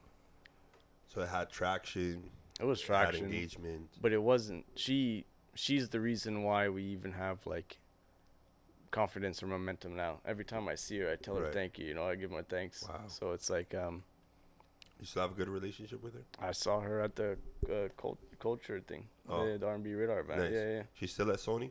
No, now she's at Junos. Yeah. Oh, sick. No, she's killing it. Yeah. Sick. Yeah. Shout out killing to, it. what's her name? Jamelia. Jamelia. Shout out Yeah. to Jamelia. Yeah. That's what's up. But yeah. So wait, what was I saying? I was Fucking saying, lost my like, train of that. thought. Did you think you got them from there? You're like, yo, now one label said yes to me. All of them going to say yes to me. Well, it's like the dating thing, you know. Nobody wants to Yeah. fucking date you until they see you have a track record, you know. So it's like, so. I was but just it- telling free that. game. I was just telling that to man. We hear him like, bro.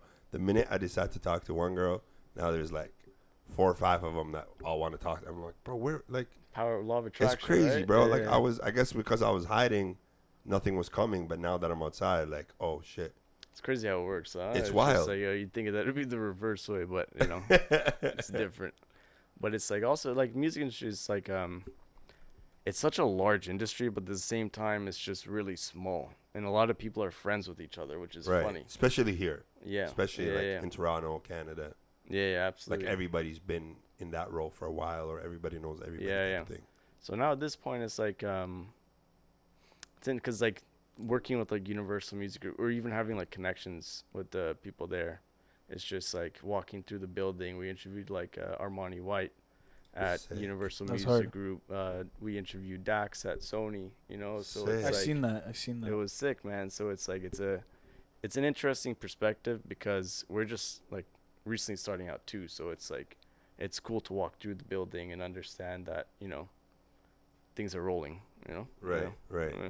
Do you have negative experiences navigating through the music industry? It's a lot of people. It's like every industry, you know? It's like there's no industry that's really kind of different than the other. And, you know, Yes. it's like cities, you know, everybody wants to leave the city they're in. It's because you want to go to where it has the most exposure to, you know, a market, you know? Yeah, So it's yeah. like, but, you know, it's just with the industry, you just have to be it's anything. You have to, you know, shake hands, go to events, you know, because Yeah. nobody's going to know who Yeah. you are if you're not showing face, which is something I wasn't doing properly. So now I'm like, all right, I'm going to go places, you know, and I'm going to have to, introduce myself and speak to people, you know, because Yes. that's the only way they're going to respect you is if they know who you are, you know. Yeah. It's like from that kid emailing and saying, hey, give me a job, please, and they don't know who I am. Why would they give me an opportunity? You know, Yeah, you have to have yeah. connections, and the connection can be more important than what you have learned in school because, you know, to get the foot in the door, that could be book smart versus street smart in the sense of Right. learning through trial and error, you know?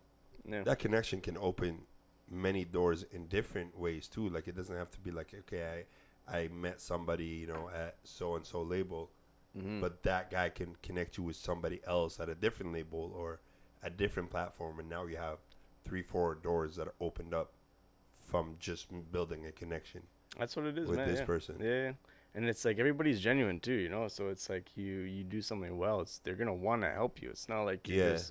they're gonna be like, oh, I'm gonna try to destroy this person's career. You have to do something for them to, you know, have that kind of feeling towards you in a certain I way. feel like yeah.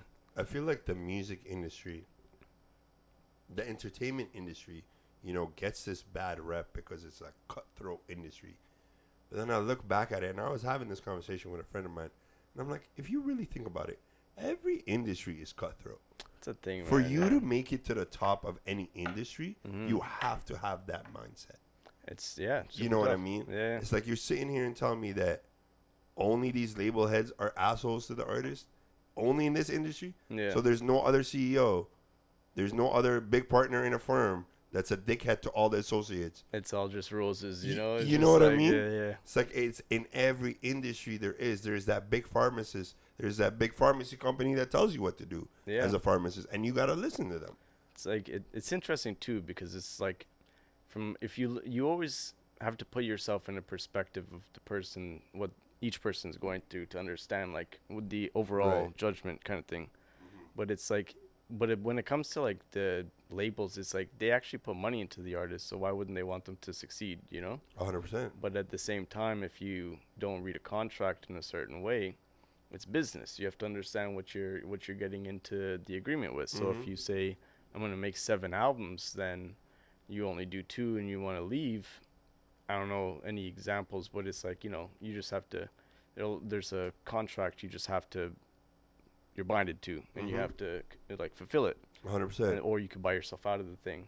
I think one of the most genius things in that regard was the way Frank Ocean did his. I love that you mentioned that. His, it's crazy. Like I don't even know how he thought of it. You know, it's just like genius, bro. It's insane. And he didn't even put an album out. It's just like some video. You know. Yeah, bro. And it wasn't an album. Music. It was the album was the video, and it was like the songs were going through that. And video. it was on it, and it was a deal with Apple Music. Yeah. He gave it to them, and they had no choice but to give Bro, him the money. Everybody in the industry felt like this guy just got one up on them. He broke the system. He made them all look like fools in that one whatever couple months that he went on. I know it's crazy. Like in basketball, they have the Stephen rule, you know. So it's like Yeah. the different, but that's like, you know, for a law to have a certain name or something like that, there has to be a situation which happens for them to change the rule books, you know. Right. And that was one of the moments in history where he changed it up a little bit. Yeah, that one is a genius. Maybe we can put a link about that description, because that's a genius. Like, from my understanding, is he had an album that was supposed to come out after Blonde, and his rollout was like, okay, I'm gonna drop the album, but then he didn't want to drop the album because that's not what he wanted to put out. Yeah. So he made it into a visual album. Yeah, man. But in the contract, it didn't say that he can't do that. Yeah, he just and he said, "Here's your album." It's nuts, man. And this is Universal Music, bro. This is like, you're talking about the top of the top, one of the biggest, if not the biggest, out of the big 3. And Universal Music is like, you know, it's just nuts how like these labels are so big too, you know. So it's like, if you're able to defeat a label on that level, I don't even know, man. It's insane. It's crazy to me. Yeah, and I like that you say that, because again, labels are a business. You have to figure out how to work with them, right? You have to figure out how to partner up with them. But if you come knocking on their door and say, "Hey, can you guys help me?" Hey, you better make sure you read that contract, because the contract obviously is going to be in their favor. Just like if you go to any investor, just like if you go to anybody to borrow money, the bank, you know, a third party, it doesn't matter. But if you go to an investor and you have the same money as the investor and say, "Hey, I want to collaborate with you on something," then there's a different terms. It's the same thing with the label. You know, it's interesting too, because a lot of the deals they put together, they end up losing the money on it, right? And Right. It's just literally the artists like Drake that are at that level for the label that they make most of their money from, so they're able to take the losses from some of the artists that they might sign at Shell, for example, you know. So it's like, it's terrible it happens, you know, but they have so much money that they could literally just invest, you know. But it's like, even with the bank, if you don't pay the bank back, they're coming back in blood, you know. Their like car, your house, everything. you have to pay it back. But with the label, it's kind of like, you know, it's there's so many avenues to it. It's interesting but it's just, you know, they've been here for years and years, and they'll continue to be here for a reason because of what they do. You Exactly. know? Yeah.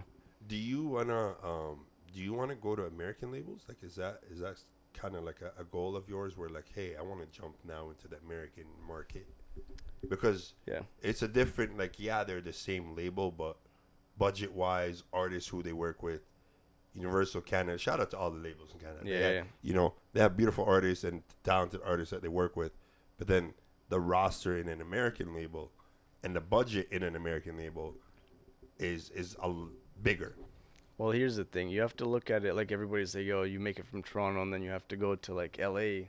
But here's the thing: if you're looking at from a population standpoint, the amount of people that are in Toronto or Canada as a whole Right. is the exact size of like a California. Right. Facts. So then when you look at USA and the market that you're able to reach, and you can do tours and stuff, 300 million, whatever plus, versus like the number that Canada's at, it's just We're at 38, I believe. you just have to, it's about growth. You don't want to be at the same place as last year because that's the worst place you could ever be. Yeah. So if you're not kind of consistently growing, and the sick thing is like if you're able to go to the US and then maybe come back, Yeah. So like that's a cool thing. But It's crazy you say that. I just watched a Wiz Khalifa video where he's saying, bro, anywhere you go, you have to leave your city.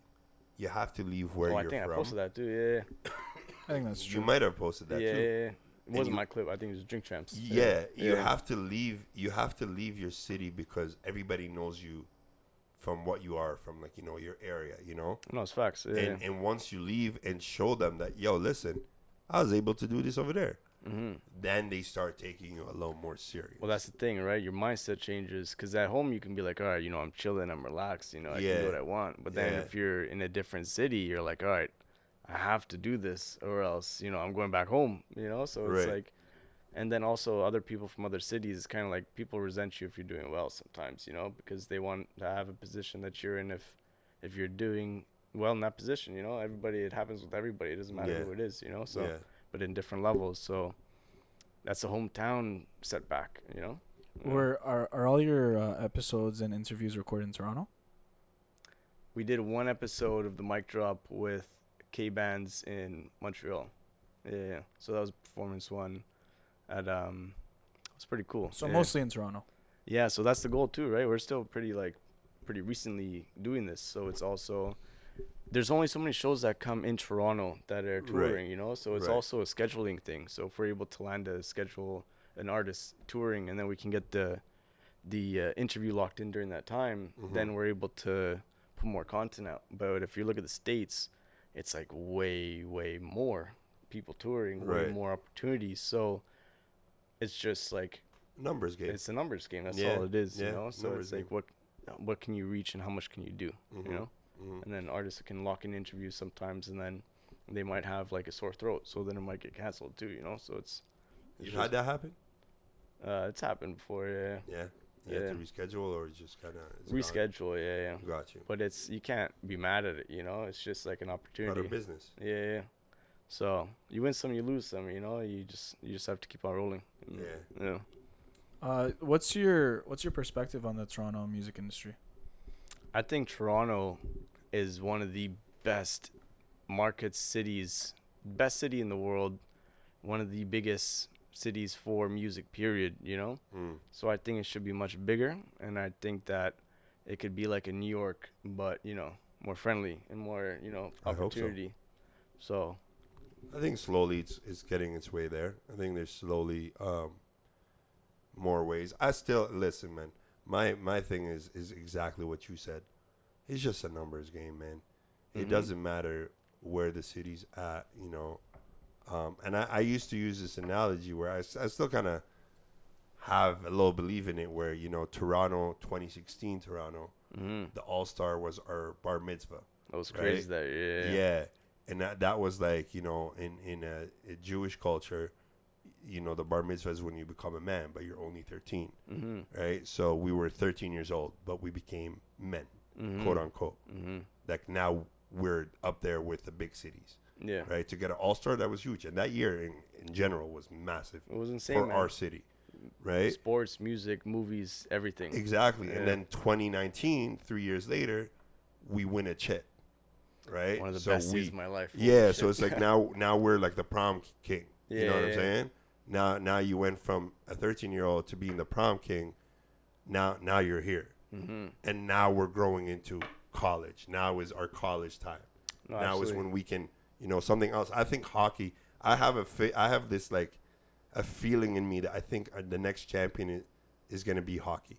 Man, the Leafs are like the biggest hockey, like the biggest sports like hockey team in the league, right? Like, they're the most. They're like the Knicks of the NBA. Yeah, man. So it's like and previously they hadn't made it like since 2004, like to the second round. Yeah. Like how is that possible?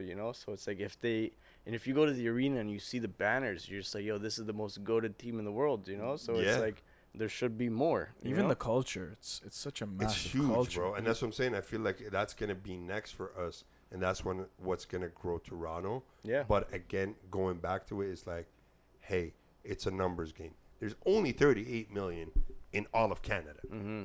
You know what I'm saying? Mm-hmm. New York, the state. It's right next door. So New York, the state has 90 million, bro. Oh, We're not even competing. Like, you can't compete. yeah. How much does Ontario have? Man, but do you want to be? You know what I'm saying? Have you seen the price of rent there? It's like for $15,000, you get like the size of one Patron bottle. But that's room, what's you know? that's what's. It's fucked. But that's where we're heading to. Yeah, no, it's crazy. Like a lot of experts are saying, Toronto by the next 2 years, it's gonna be one bedroom is gonna be $3,000. We're already at that 2,000-3,000 mark, right? You see what I'm saying? And So it's like it's already there. We need time to grow. But I also believe, again, like you said, the numbers game. Moving there, there's more shows, there's more opportunities, there's no more money to be made. We got to accept it. It's not a bad thing, because I do believe Toronto has a lot of talent. I think Toronto's producers, engineers, videos, creatives, there's a lot of us. We just need to take our time with it. From a music industry standpoint, like the people from Toronto are some of the like top 5-10 people in the industry right now. It doesn't matter if it's an artist, and you can literally list off hip hop and R&B in their respective genres, both writers, producers, everything from engineers to engineers. They're all from Toronto. So it's like, you said 2019 was the best year of your life. No, when they won the championship. Yeah, when Toronto. I went on that website NBA.com and I ordered as much championship gear shit as I could because I knew it might not never happen again. So it's not looking that way. I'm like, let me get the white shirt either. I'm like, let me get the long sleeve white shirt, same version. I'm like, the curved hat, the flat cap. I'm like, give me all that shit. That's hilarious. That's hard because you can't go back and buy this stuff. Right? The time's out. Yeah, so it's like that's a piece of history. I'd have to buy it from you. I have to buy it from a seller. Prices are going up now, Of course. Yesterday's price isn't today's price. Oh yeah, man. Shout out Fat Joe. Yeah. Yesterday's price is not today's price. Yeah. So you're a huge. I'm assuming you're a huge ball fan. Oh yeah. Basketball is like my sport that I know everything about. Yeah. No, Matt, that's your guy. Yo, talk to me. What are your favorite players? That's it. Favorite players? Which team? No, all time. He said all players. Time? Well, Do you have a team outside of Toronto? Do I have right now is the Heat. I want the Heat to win, that underdog story. Yes. 8th seed, like barely made the playoffs. They're in the play-in. Imagine if the Raptors did that this year. It would have been like crazy. Ain't no way. Oh, that shit would be crazy. Oh man, so like even like Caleb Martin on the Heat, J. Cole he helped. Yeah. He was playing at Charlotte, got waived, and then J. I saw Cole you post helped. something about that too. Crazy, man. Yeah. So he called up Caron Butler, I believe, and then he's like, "Yo, like this guy's pretty good. Like get him on the team, kind of thing." And then he's Caron Butler. Yeah, I believe Caron Butler. Didn't he have a line about Caron Butler? He did, but he's on the Heat organization. He's on the Heat staff. Bench, right? Yeah, but did he did in that line? No, well, Caron Butler? Because he was on the Wizards. I'm a Wizard, though. Caron Butler. Yeah, you're right. He didn't diss him. Yeah, he was really. It was a peak on his. Yeah. Oh, there's one bar that he, like, I think I remember him dissing somebody, and they're just like, yo, what did he do? It's just like. Was it Kenyon Martin? I don't remember. Drew Gooden on Return of Simba. Drew Gooden. Yeah, that's who it is. Yeah. Oh, man. That's crazy. Who are your favorite players? All time. So I grew up watching Kobe, Shaq, LeBron. Allen Iverson, of course, I was waiting for that. Yeah. Kevin Garnett, nice. Tim Duncan, obviously. Big ticket. And then. So hold on, you said Kevin Garnett and Kobe. Were you a Boston or a Laker? Who were you cheering for those? Rest in peace to Kobe. But growing up, he was just so good. I hated the people that were too good. So I wanted him to lose when he was winning. So I'm like looking back at him, like shit. But he won 5 championships. Man. Yeah, he beat. Yeah. He's literally the only like copy and paste of Michael Jordan I think we'll ever see. I still have this. I still tell people, yo, his era of basketball was harder than Michael's basketball era. It's every he balled the fuck out. Yeah. He balled the fuck out in the early 2000s, which was a better era than the late 90s or the early 90s, because Magic was old, Kareem was old, Bird was old. You had Clyde Drexler. Come on. Let's be real. I don't watch You had basketball. Hakeem Olajuwon. Hakeem, man, yeah. Right? Two You had championships, Karl Malone. Cool. But, like, look at the era where Kobe played and the teams that were around, what he had to go through. You know, it's crazy, the bro. sickest thing about him These is guys that, formed a big three to beat him. Yeah, no, like, think about that. The that's Celtics, how it started. Yeah, that's how it started. The Celtics formed a big three to beat this guy because they said, yo, the only way I can beat him is by getting 3 other pieces. And it only worked once. And it only worked once. Yeah. And his team was not healthy the year that they beat him. No, it's crazy. And the guy's playing with a broken finger, you know, whatever, like body parts not doing well. He's playing, you know, whatever's injured. And then he stayed with the same team his whole career. Him and Tim Duncan too, you know. So that's pretty crazy to me. Timmy D's disrespected too. It's because I think he's top 5 ever. Man, when you look at what he's done, Ever? Like more on the 5 end, and maybe he like 6, 7. It's a good argument. Some players, but he should be in like at least top 10. Yeah. I definitely agree with you. He's so disrespected, bro. He's done it all. Because he was quiet, you know. Yeah. But like, he's Finals MVPs, regular season MVPs. Like, have you seen the one video where he's like on the bench and he's just like this, and he's just it's like that's his emotion. He's just like, yeah, he was one of those players. Like he rarely. He reminds me of Kawhi in a sense. Like that's why Kawhi worked so well with that team, you know, because it was literally him. And then it's like Popovich, you know. I think he had the army background, so it's like he was very like this is the rules, you know, militant, kind of thing. Yeah. What do you think of the Ja Morant situation? Ooh. I think that it's kind of crazy, man. Like it's one thing to have a gun, not a problem, you know, but it's like he's at a point where he's you know, a role model, you know. So it's like if kids are watching him and stuff too, you know. It's not my place to speak to, but like if people are watching him, all he has to do is like not show the shit, you know. So What's the artist that made a song about that? Oh, Simba. Yeah, how'd you feel about that? It was interesting. Some people were sending me like mixed emotions on like comments saying that he was just reaching for it, but it was creative, I think. He's very good with the wordplay, you know. So he's one of the guys to be able to do something with it. Yeah. You think he'll recover from this? Ja Morant? Yeah. I don't think they'll give him more than 20 game suspension. He's gonna lose some brand deals though. There's no question about that. But not 20 game suspension. That's all. That's all he's getting. He didn't kill anybody. He didn't bring a gun into the locker room. Fucking locker room. Right. You know, right. Like Gilbert Arenas. I don't want to smoke with Gilbert Arenas, but it's like Agent Zero. We fuck with you, man. bro. Amazing player. One of the best shooters of all time. He's low key underrated, bro. I think if he man. made better decisions in his career, and I'm sure he'll tell you that himself. Yeah. He'd probably be up there like. No, he's one of those like all top 15, top 20 for sure. Yeah, no, absolutely. What he did in Golden State and then in Washington after that, pretty crazy. Bro. But like he brought the gun into the arena, so that's one of those situations where. He had it in the locker room, bro. He could have popped anybody off. And I think they gave him 50 or 80 games. The whole season, no? But yeah, there's no. I think it was either 60 games or the whole season. I thought it was 60 games or some shit. Yeah. But he didn't come back for the season. Yeah, but I agree with what he's saying. Like, if you're suspending someone like Gilbert Arenas for 60 games, you cannot suspend. As an example, let's say it's 60. We'll fact check.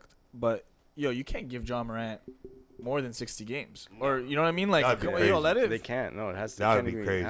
And the thing is that they. Thing is, though, hold on. Sorry to interrupt you. Don't you think Ja Morant is bigger as the face of the NBA than Gilbert was at that time? Because Ja's huge. Ja Morant or Gilbert Arenas was in his prime. Like he was on the cover. Like he was a star. Like I get it. Like Ja, I see what you're saying because he's like that young star. Yeah, like bro. he's like the Allen Iverson of the league right now. He has his own shoe. You know what I mean? I think the best comparison is literally prime D Wade. Same numbers. If you put D Wade's when he was MVP and Ja Morant together, they're like identical. And actually, Ja Morant's numbers never are heard a little that bit before. higher. Yeah. He's just more of like a face. So like D Wade when he first came, That's true. he was that explosive, but he wasn't out there like that. This he's guy got the culture like AI. He's like an AI, but then he's playing like Wade. Well, you know what I'm saying? Look at what he's done for the city of Memphis and the basketball team. Yeah, They bro. went from like Big being impact. a lottery team to now like losing when they lost Mike Conley and when they lost Marc Gasol, and it's now they're back my on. city. Yeah. So it's like it's nuts. He's one of those faces of the franchise. That's why like they're gonna try to do something. Last one was a slap on the wrist, but now it's just but Adam Silver's gonna feel like he's gonna have to say something. What do you think, Terani? I don't think they should suspend him for that long, bro. I think maybe like just the beginning half of the season, if anything. And like a quick $250,000 donation as it. I mean, I have a feeling that he's gone to rehab right now. He sent a cryptic tweet Cryptic thing in message? the story post. Yeah, he was saying goodbye, goodbye, goodbye. And it's funny because Gilbert actually said it on his podcast. He said what's happening right now is that he's going to go to rehab because he either has a drug or alcohol addiction. He needs to go through that, and then he's going to come back. So I feel like once he goes to rehab, comes back, I don't think they should give him more than like the opening month. Honestly, from He like doesn't a PR do, bro. He didn't do. I get he's a role model. The 2 guns in 2 months was pretty is close huge. together, You know, but I can see 20 games just because he's done it before. it's like that's the thing. They could give him like 10-10. I don't know, man. I don't think he deserves that big. Because I agree with you. He didn't kill anybody, bro. He didn't break the rules. And then if you look at Especially in other, Memphis, you're allowed to carry. you need one in Memphis. But like, what's it called? I don't think they'll give him more than that, man. Just, but they want to show people that because they don't want players to pull up with it. You know, so that's why they have to do something. They might actually. That's the thing. You're right. They might use him as an example. I think, but That's very likely. The thing is, though, look at this Adam Silver. yeah, I feel like he's more lenient than the other guy. David Stern. Yeah. I think he's way more chill. understanding. Yeah, he's more understanding than David Stern. He's for the players You more know? than previous commissioners. Exactly. And the NBA is at a place right now where they're making money, bro. Like, they're at the highest of money. New TV deal, all that. Exactly. So Yeah. to him is like, maybe I can be a little more lenient towards him Yeah. because he is going to be if you nurture Morant right now, Morant will be the face of the NBA. He's one of those guys, man. Right? Like he's definitely him, Jason Tatum are going to be the face of the him, NBA. Jason Luka, Luka, you know what I'm saying? Yeah. Like those. He's will one be, of the 3 faces of the young guys for sure. right, 100%. 100%. If Zion comes back and he's actually fully Zion, then That's the might issue. actually take the shit over because he's just a freak of nature. If Man, he I'm does, hoping because that'd He's be a gotta stay sick team healthy. to watch. You know, that would Yeah, be that'd crazy, bro. So it's like I feel like he might be a little more lenient, because he's like that. He's not an old school, you know. He's very with the new age, so he understands. Maybe you know what? I feel like they should talk to owners, but also see what the players say. Mm-hmm. Well, I think You know, But the opposing team, I'd honestly, at the end of the day, if they do the rehab thing and there is an issue at hand, then hopefully it gets fixed. But I'm assuming he's in rehab just off that. Yeah, we'll yeah. find out soon. I'm sure we'll for find sure, out yeah. soon.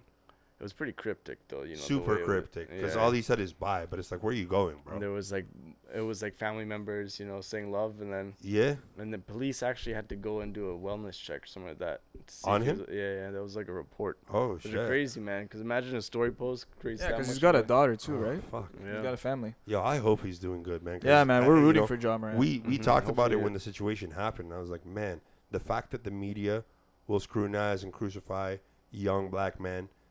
The man is 23. Like what? That's what Lil Wayne said. What do you expect from a guy Yeah. Yeah, who I has- liked his who has perspective. 23? Yeah. He's 23 years old, I told you something similar. and he has 200 million. It's like back to the Bieber that we were saying. Yeah. When Bieber had 200 million and he was early 20s, he was doing the stupidest shit, right? Yeah, he didn't show a gun in public or online. I'm sure Bieber had a fucking gun on him. But that's the thing You too. know what I'm With saying? people growing up, it's you might do stuff and it's not televised, but when you Yeah. have fame, everything you do is gonna be on camera. It's gonna be somebody filming it. It's gonna be, you know, online. Whether it's you've publicly shared it, you Yeah. have no privacy. So Yeah. All it's eyes on not- you. yeah, man. Shout out Tupac. But it's like rest in peace, Tupac. It's like you have to have a very clean slate when it comes to what you do, you know. But when you are making this amount of money from the league, you know, you are. You do. I think Putting he that- needs better people around. Comes with responsibility. It's literally, you know what the funny thing is too? It's literally one IG live. The guy only had 100 viewers on it at the Yeah, time. bro, but he's with John Morant. All it takes is one screenshot. Yeah. That's yeah. it. That's It'd it. be like that. It'd And be like that. I'll give it to his homie. He looked like he was trying to cover that. Yeah, By yeah, the for video, sure, it looked for like sure. he was trying to cover that. Once he noticed that he had it, Yeah, he moved ended it. He moved. It Yeah. was finished. Yeah. Yeah, but Yeah. they got him, bro. That split second. Because if you see, it's a split second where you catch the gun. Yeah. All it takes. And then homie just Yeah. puts a camera to his shoulder and ends it.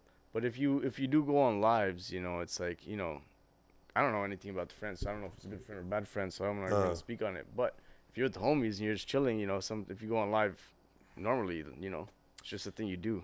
You know, I find it very interesting that you brought that point because I always think about that sometimes in my mind. Like, you know, there is way less room for error in this new technology era. Like, you know, everyone knows, like, you know, Tyranny will, even OGs, like, you talk to OGs, yo, the way they grew up, they were wildin'. Hold on. Why you say Tyranny would know? Like, yeah, talking like I'm a, what? Well, because you grew up before the cell phone era, too.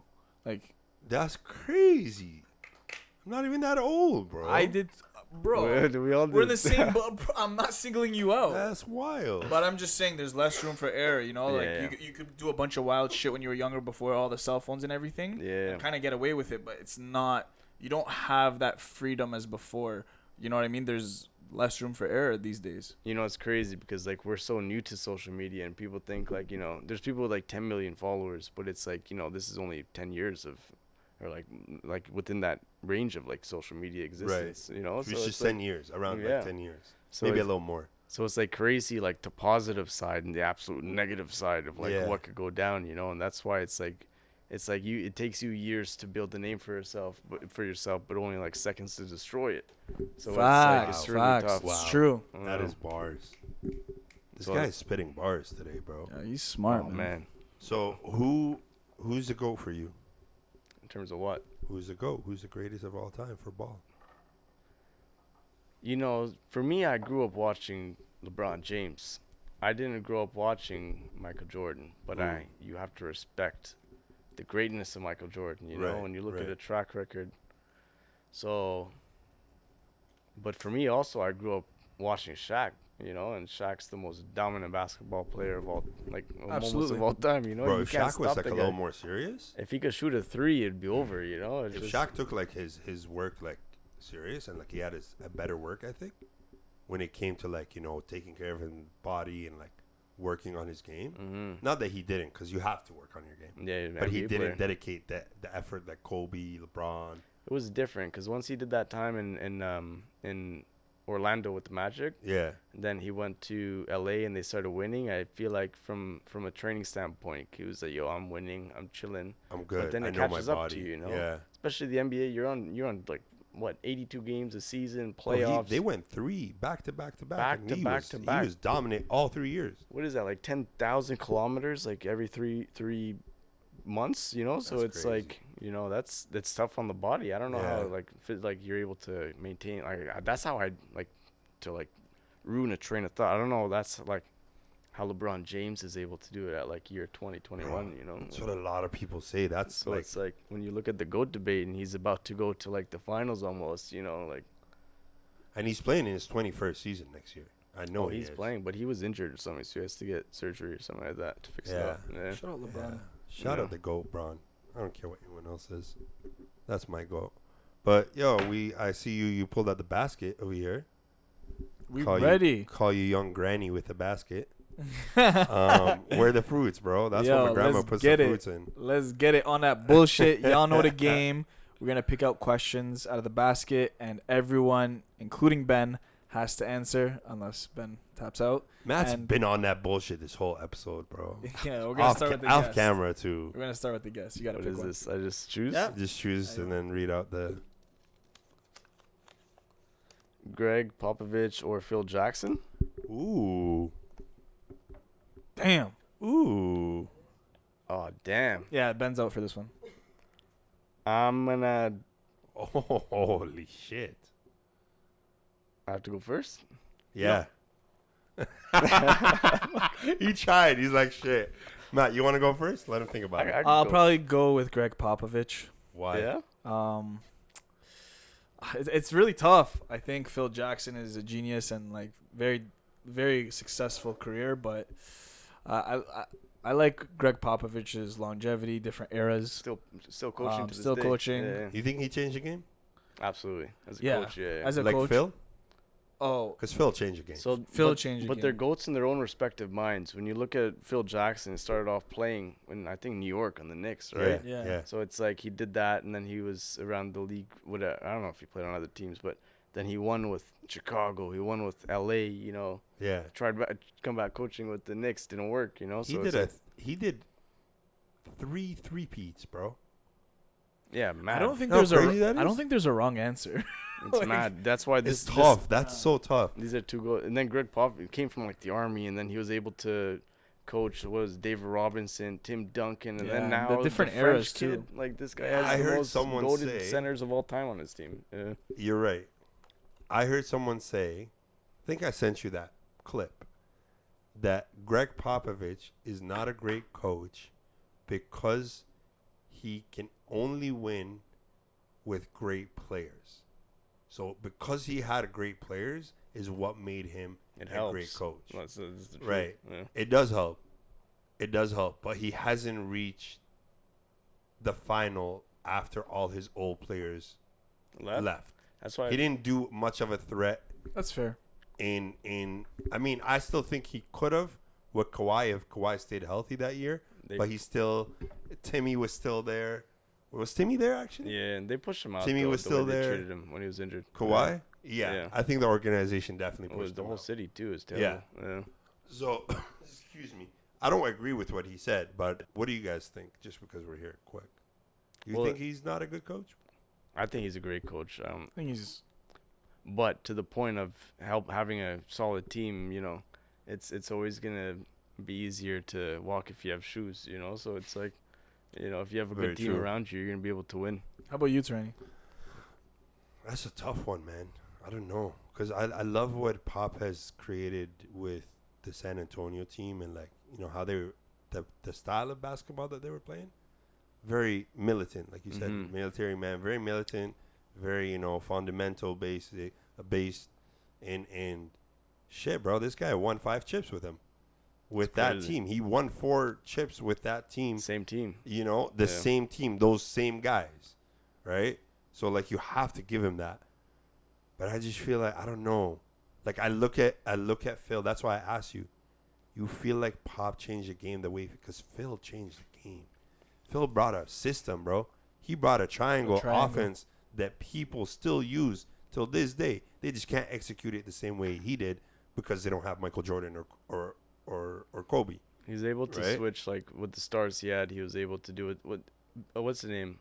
Sorry, not what's his name. Greg Popovich also had an issue coaching, what's it called? God damn it. Dennis Rodman. He had the issue with Dennis Rodman. Right. Then they had the falling out. Then there was the whole thing where he was, like, benching him because of his actions, whatever. And then he went to Chicago, and they were like, "Yo, Dennis, you want to go for Vegas? You know, one weekend. You know, go on the jet, whatever. Just come back when we're ready to play." Yeah. So they're both goats. I don't even. It's tough. I do agree with you. They're both coaches. If I was to, like, build a team and want somebody to coach, I'm going Phil. Probably me Just too. because the man did, bro. He did 3 three-peats. Who can say that? I forgot about the triangle offense. Nobody, bro. He did 3 three-peats. It's In it's 2 a good different answer. eras. It's a good answer. I don't think You know what I'm saying? it's very valid. And he almost did another 3-peat. It's crazy because he almost did another 3-peat with Kobe. He literally almost did another 3-peat. If they had won, if they were healthy against Boston that year, but Boston was really strong that year. Mm-hmm. If they were healthy that year and he had won that chip, bro, They would have done it again. bro, No, that that's would crazy. have been crazy. He did two-time 3-peat in 2 different eras with the same player. It shows you, like, how knowledgeable he is and how he learns the game. We all know he's a trash GM, but as a coach, Didn't work out so well. yeah, he's horrible as a GM. But as a coach, when it comes to, like, you know, moving the offense, motivating players, you can tell that players respected him. Same with Pop, though. Pop, definitely people respected him. All right, for real. Matt, go. Next one.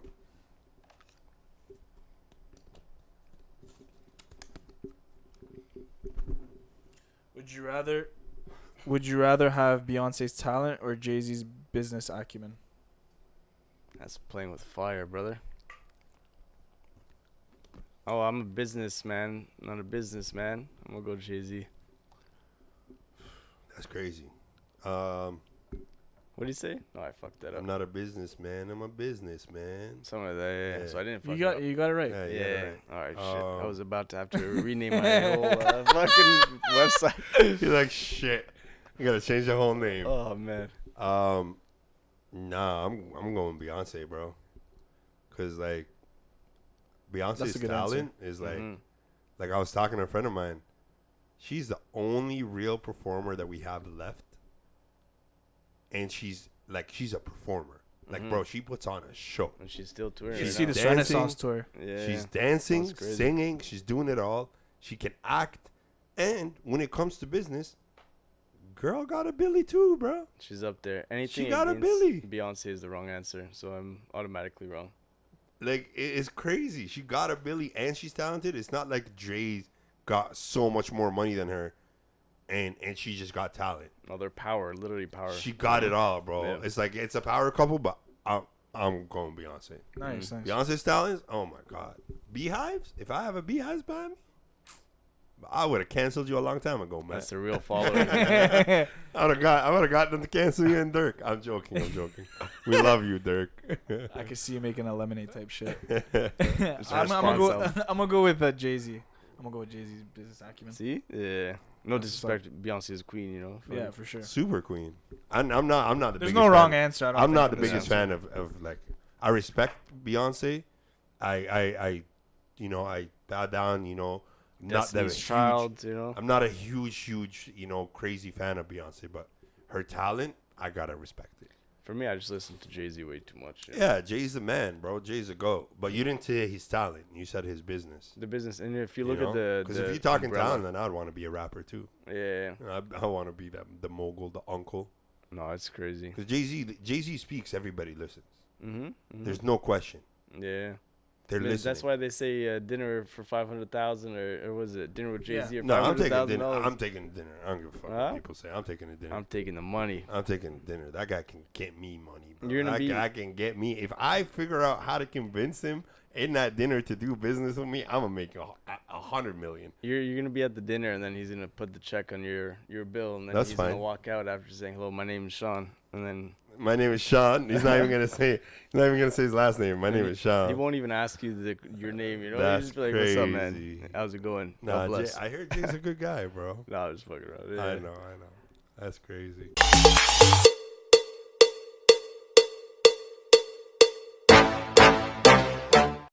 And we're back. All right. So we talked about Beyonce.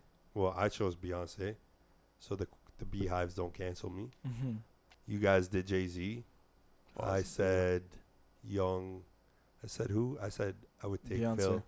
I said I would take Phil. You guys said I have Phil you would Jackson. take. Yo, you said Phil Yeah, or not Pop? Yo, you switch up, bro. I said Phil. You said Gregg. You said I didn't Gregg. say Gregg. You said Phil. I said Phil.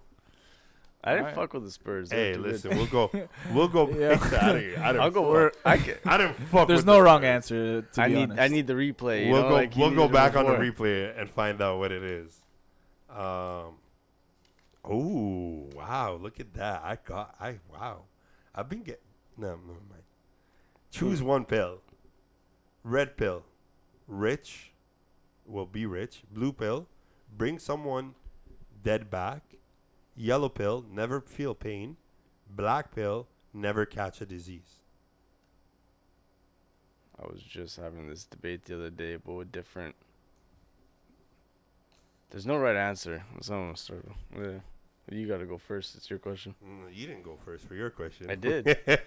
I'm gonna go get rich. So you gotta break it down. You know. So there's a I'll- couple pills. And I'll go after. I Okay. agree with you though. So, all right. Oh, you mean he got to break it down? I can break it down too. Yeah. Go for it. Go for it. All right, look at this.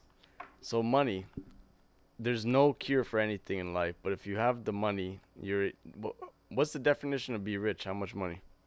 Unlimited money? Rich. Yeah, you're welcome. Fuck you, money. Yeah, fuck you money. Like what? Like a billionaire. $1 billion. Okay, so Yeah, with the couple, $1 billion, maybe a couple billions. you're able to, do a lot of difference and change and all that and help the people around you, have a sufficient lifestyle to where the point where they can be relaxed, and they can have a decent amount of health care and, have Okay. no problems, pay off bills.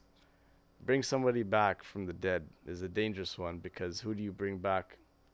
Because then there's a loved one, that could be the love of your life. It could be somebody that's so close to you where it gives Yeah. you inspiration. Yeah. So that's a dangerous one too, because it's like if you have somebody's not doing well and you try to give them an extra year of life, are you doing it for you or are you doing it for them? Ooh, okay. So then you go yellow pill, never feel pain. Some people actually have this issue in life, and you could literally shoot them in the foot and not feel pain, but they're feeling the pain because they're going to have the repercussion of being shot in the foot. So that's a dangerous one. But it's saying like you don't even feel that. Hmm? Like you don't like if I stab you, you don't even feel that I stabbed you. You still bleed, yeah. Huh? You wouldn't even notice it. And Sure. you'd die. Okay, fair.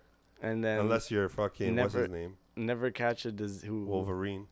See, but then you could, if you have the money, you could literally just do the Iron Man thing and buy your suit, you know. So, and then never catch a disease. Drake coined the term YOLO, you know. So just stick with that. No, but yo, hold on. There's a flaw in that. You can never get a disease, but you can still break a leg, or you can still, you know, have something malfunction. So not catching a disease doesn't mean your body parts don't break down. Would you? Do I still have like eczema if I don't get disease? No, I don't think you get anything if you don't have like anything. You can't catch anything. There's a flaw in that. Do you get what I'm saying? No, Yeah, but yeah. it's Yeah. so. But then you could be happy. But then it's like, well, what's the flaw? So we're all taking the red pill. That's what we're saying. Yeah. Ben, what's the last question? What is your favorite music video of all time?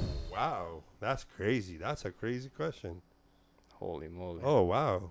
That's so good. Oh man. Miss No Booty. Found you, Miss No Booty. That shit was crazy. They were selling soap for the booty, bro. The first time I saw that shit, I was wildin', bro. I saw a bunch of ass, big fat ass, big bundas, and like mans are like washing it like a car wash. I don't know. That was the first video that popped in my head. I don't know if that's my favorite, but that's the first video that popped in my head, bro. So the replay button on your computer. Bro, that shit was crazy. This back home too, we were bumping that shit. It's like it gives you a notification you can't watch more than 7,000 times. You're just like That shit was crazy. oh man, that's a tough question. That is a tough question though. That's a Something good that answer, came though. to my mind. I don't know. I don't think it's the answer, but like I really like Lost Ones video by J. Cole. Oh yeah. I like It's Lost not my Ones favorite by though. Jay-Z. Or what's that one song? Not all time. That's just a sad song though. It was a real It's song. not. Yeah, but when I'm thinking all time, I'm thinking something that I replayed like a million times. Yeah, it's tough because like a couple of the Eminem ones. You know, Smack That actually. The cartoon one. Remember the cartoon one? Yeah. That was amazing. The puppets. Yeah, That shit was hilarious, bro. That was pretty good. Yeah, that was a really good video. Damn, I'm trying to think. 50 Cent videos have billion views. One of them has 1 billion views. Which one? I think it's is it Candy Shop? No, not Candy Shop. It's the one where he's in the hospital. Kanye had some crazy videos. Oh, Kanye, yeah. One of the greatest artists of all time. I mean, if you want to include his short film into this. Oh, that's the answer. No other answer. Yeah, the short film. Beautiful. Twisted Dark Fantasy. Yeah, that's the answer. That one is Yeah, like one of the best music videos. That was one of the best music videos of like all time. No, That shit was a fucking short film, bro. I don't even have to think anymore. That shit was crazy. You remember that one? It went I from do. fucking It was dinner amazing. Yeah. to like her Very dancing creative. ballet to like piano. That shit was wild, bro. The creative direction on that was nuts. The whole album. That whole album was just different time, you know? Holy shit. Yeah, bro. That album was classic. Super classic. That's a tough question, bro. That was I'm a great thinking- question. I'm I thinking love of that. so many like music videos. It's right hard now. to pick one. It's so tough, bro. I don't think the whole video, though, I don't think that's a legitimate answer because it's like a mini movie kind of thing, you know? It's a It is. document- yeah. It is. So It doesn't is. count. It's not. Doesn't It is. count. It's a short film. Yeah, It's a short but movie. It's 35 minutes, bro. What kind of music video is that? That's a music movie. That is a movie. Shit. I'm trying to think of other music videos. Kanye West has some good ones. Kanye West has some good ones too. Yeah. Hip hop, R&B. Alicia Keys' music Do you have one, video. Ben? I think mine is "You Know You Like It" by DJ Snake. Crazy video. Young Jock, bro. Y'all remember Young Jock? Soul Survivor. Soul That's a good one. Survivor That's is a a good one. crazy Yeah. video, bro. I watched that a lot. Ooh. That's What a else? really good Dreams. one. Locked Unlocked. Up was a wild video. Akon, man, one of the greats. Yeah, too. that was Yeah, yeah. amazing. Yeah. And then what was the one with that was Styles P, right? Yeah. Yeah. Ooh, yo, I feel like the early 2000s. Yeah, that was where like a lot of great videos. Facts. Like I'm looking back at Alicia Keys. You don't know my name. That music video was crazy. They literally got like big producer, or like movie producer kind of things, to like direct them. Yeah, bro. Yo, you got me fucked up with this question. Yo, I'm telling you. I don't have an answer. That's tough. I don't. Holy, there's so my many. milkshake. You remember that? Oh, my Sean milkshake, bring all the boys. That bitch was stepping on the man with like a fucking, I think it was a 10-inch heel, bro. He wasn't paid enough. Oh, I hope he got paid for that because she was wilding. I still remember that video. But he did it for the what's it called? For the exposure. Yeah. Ooh. She wanted to see her in blood Yo, shorts. that one Cassie video, the one that the one where she's hella sexy, and I already know what you're talking about. Where's she hella sexy? Oh my god! Even that Sierra video, bro. Yes. See, I was gonna go Chris Brown too, because CB had a couple nice videos. Yeah. Like I love the Yo video. That was because good. His dancing skills were just like. He was like 16 then too, yeah, right? bro. That man was dancing. Even Give Me That. Him and Weezy. The remix, yeah. Yeah, where they were like. He was in the bank. Old, they were in the bank, but it was like in the early 20s, 30s. Yeah, that was sick. The suit, everything. Mm-hmm. Yo, it's crazy. The videos, Icebox. Come on, we all did that. I got my Icebox. Come on, that's hard. Man. That's hard. There's so many of them. Yeah, no, there's so many. It's literally even hard ASAP Rocky. ASAP Rocky recently has been dropping some crazy videos, Goldie. bro. Yeah, that one was sick. Goldie was wild. You pop a couple mushroom tabs, you're fucking wildin'. Mm-hmm. Something from the new era. I really like the Chris Brown and Young Thug. The collab. They did a collab album. That music video that they did for it was crazy. That was a collab. Did album? they? Yeah, it was a collab album. It was a collab album for that. Yeah. One. Check. Yeah. Go Crazy. That's the song. Yeah, Go Crazy. Mm-hmm. That music video was crazy. Ooh. What about actually T-Pain and Chris Brown too? Yeah. What's Nappy that Boy song? Radio. Nappy Boy Radio. What's the song called? Kiss Kiss. Kiss Kiss. Oh man, that album! I have that album at home. That Insane. shit was wild too, bro. And T-Pain's album with what was it? The one where he had all the people on the cover, like it was a circus kind of thing. I remember which one you're talking about. Was 33 Rings or something? TR33. Black Eyed Peas, bro. Their music videos were nuts. Oh yeah. Yo, there's a lot. I don't know. I don't think we can answer this. Wayne Payne, remember Wayne and T-Pain? Oh yeah. What was it called? Was it? Oh, I forgot Got Money? about that. Oh shit. Yeah, what was their thing called? T-Wayne. T-Wayne. Oh, T-Wayne. T-Wayne. Yeah, T-Wayne. Yeah, I Got Money. You know it. Yeah. Oh, I have to revisit that album. Man, that's a very competitive. That's crazy. Yo, even Emily was a crazy video, bro. Emily was. I'm telling you, bro. The early 2000s, the videos were just crazy. You know, because that's how you made it. Pimping all over the world. That's how you pushed. Like that, you literally could get airtime on like MTV or like a BET, and it would be like something you'd wait for. You know, you're waiting for the video, bro. Videos. You're waiting. I used to love the R&B videos with like BET when BET would play like the R&B videos. Man, those were hard. Runaway Love. I don't know if you guys remember that Ludacris, song. Mary J. Blige. Mary J. Blige. That was a crazy video. That video was wild. That video made me cry, bro. I ain't gonna lie to you. That video, I was just like, damn. Now little Lisa's only 9 years old. Yeah, bro. I recently watched that too, like maybe a month ago. I heard the song. I was like, yo, let me go watch that video because that video was emotional as hell. Yo, that's literally one of those things you'd listen to and you'd like think about your life. You know, you consider it. You'd be like, God damn, it's wild, bro. And that's the thing with music. If you're able to have something that's that like changes your emotion like that, that's like did its job. You know? Yeah. You know? Even Keisha Cole in the game, Game's Pain. Yeah. Yo, even the My Life video. I was about to say My Life. Oh my god. With Weezy? Our Dreams. Oh my god. The Dreams video was nuts. Yo, there's a lot of videos. There's a lot. Yeah, it's very hard. I'm like, and I'm still missing. That was such a good question. Never mind. I'm going with Smooth Criminal, Michael Jackson. Nice.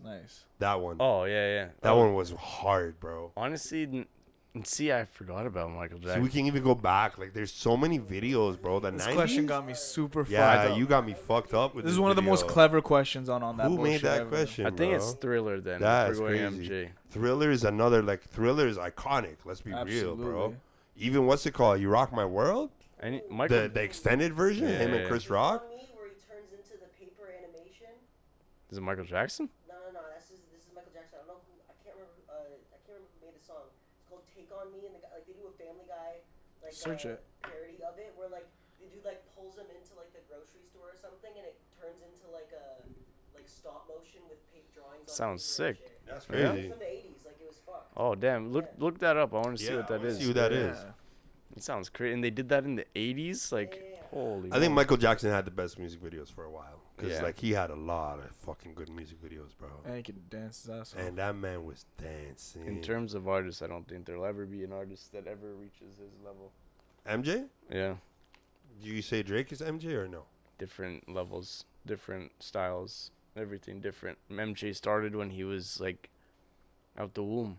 I You agree know, with with you. his family, you know, and then he Agree with became his you. own art, and then his siblings are talented. You know, it's nuts. It's crazy. I agree with you. It's like I a think I don't see another MJ. Like, maybe the closest we have is Beyonce.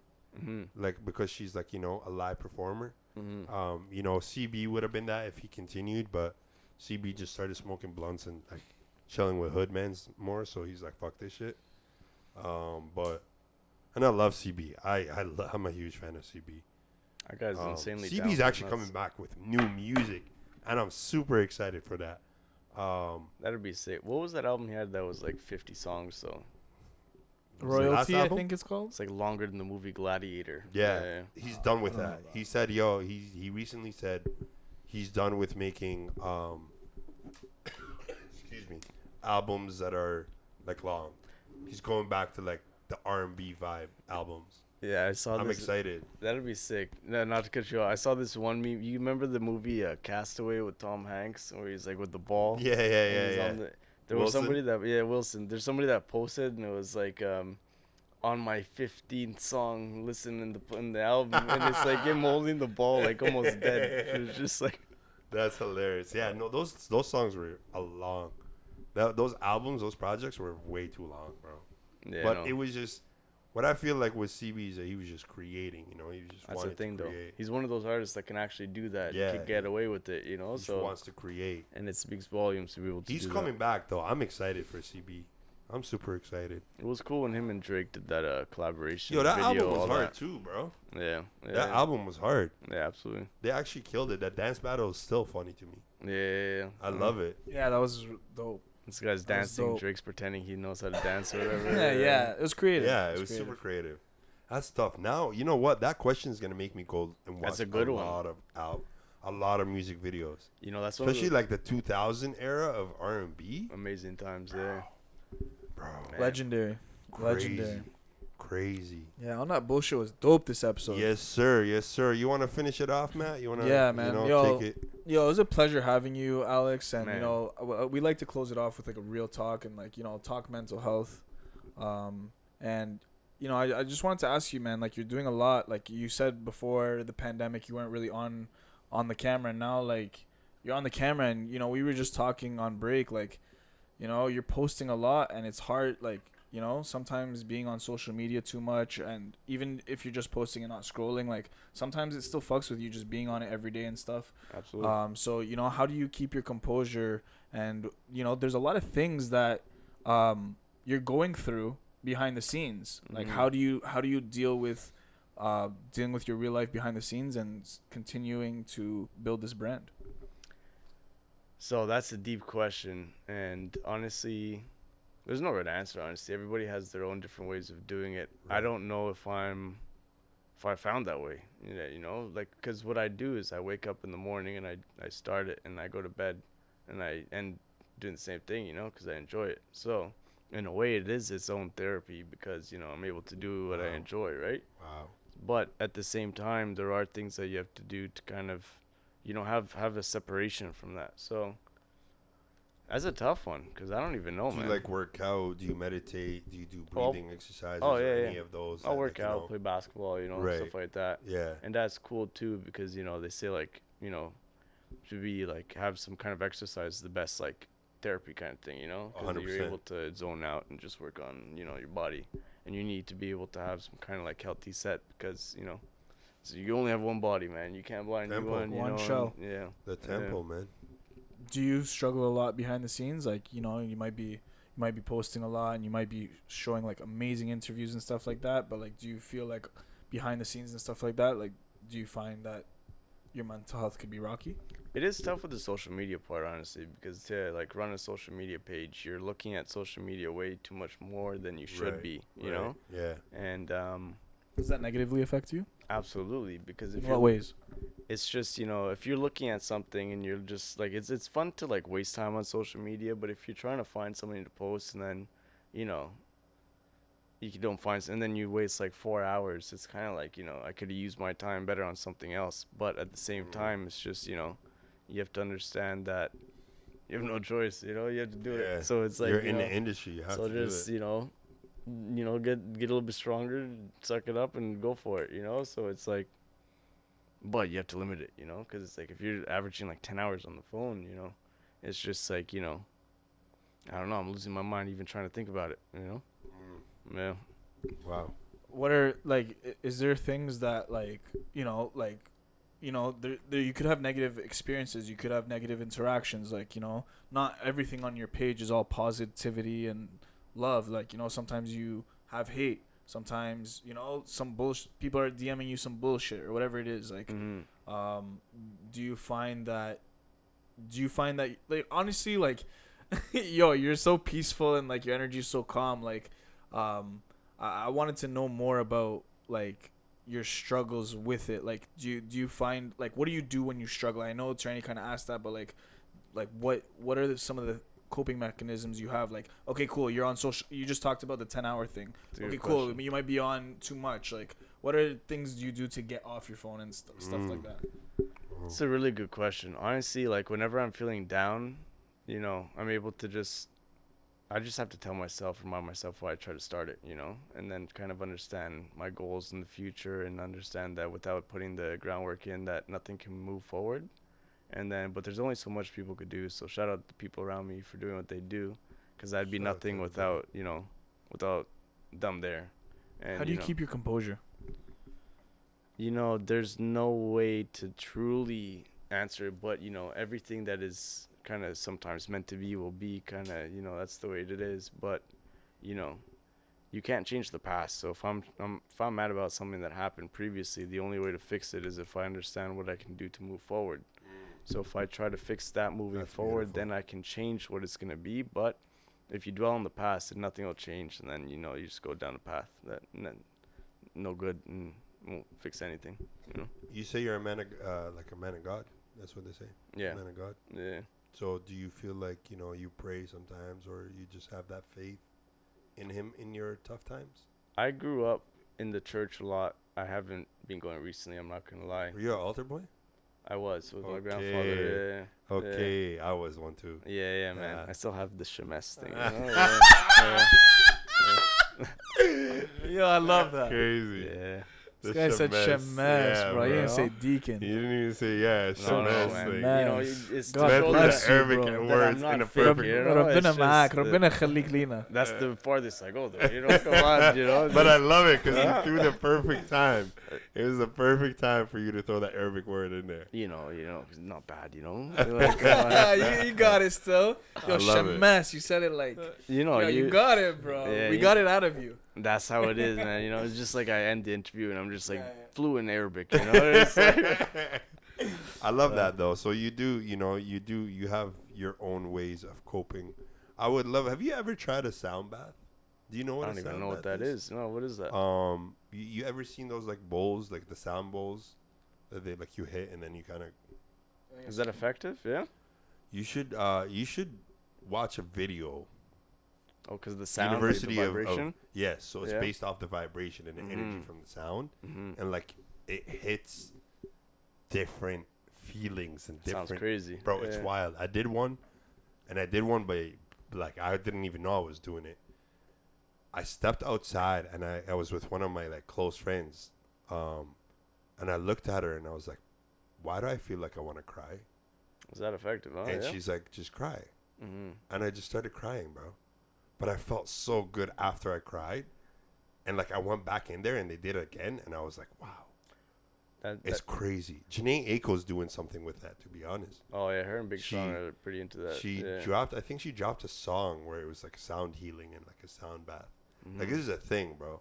No, it's a big thing. Also, it's really bad to kind of like keep stuff bodied up too. You know, because there's only so much you can. It's like a wall. You know, if you keep on shooting a cannon at a wall, eventually it's gonna break. You know, so if you keep it up too long, then you know. You'll literally crash, you know. So and the break is not gonna be good. Yeah. Do you journal by any chance? Like, do you write your thoughts or journal or? No, I have an iPhone Notes app, and I write down some notes sometimes, but like your thoughts. Not I should, to be honest. Okay. Notes about your business. Kind of just stuff that you know, count, just bro. to like a notepad, you know, just like journal, like a daily planner. Yeah. No, it's just more of like I do this, and Matt sometimes makes fun of me. I don't make fun of you. I go by the water. Got another straight. Right? Sometimes he makes fun of me because I go by the water and I journal. So what I do, because the water, he's laughing about it. I'm not. But the water is like, it's a source of energy, right? Mm-hmm. So when you're by the water, you're more likely to feel the frequency of the water and your frequency, your energy. Absolutely. Right? So I go by the water and then I just kind of write whatever's on my mind in the moment.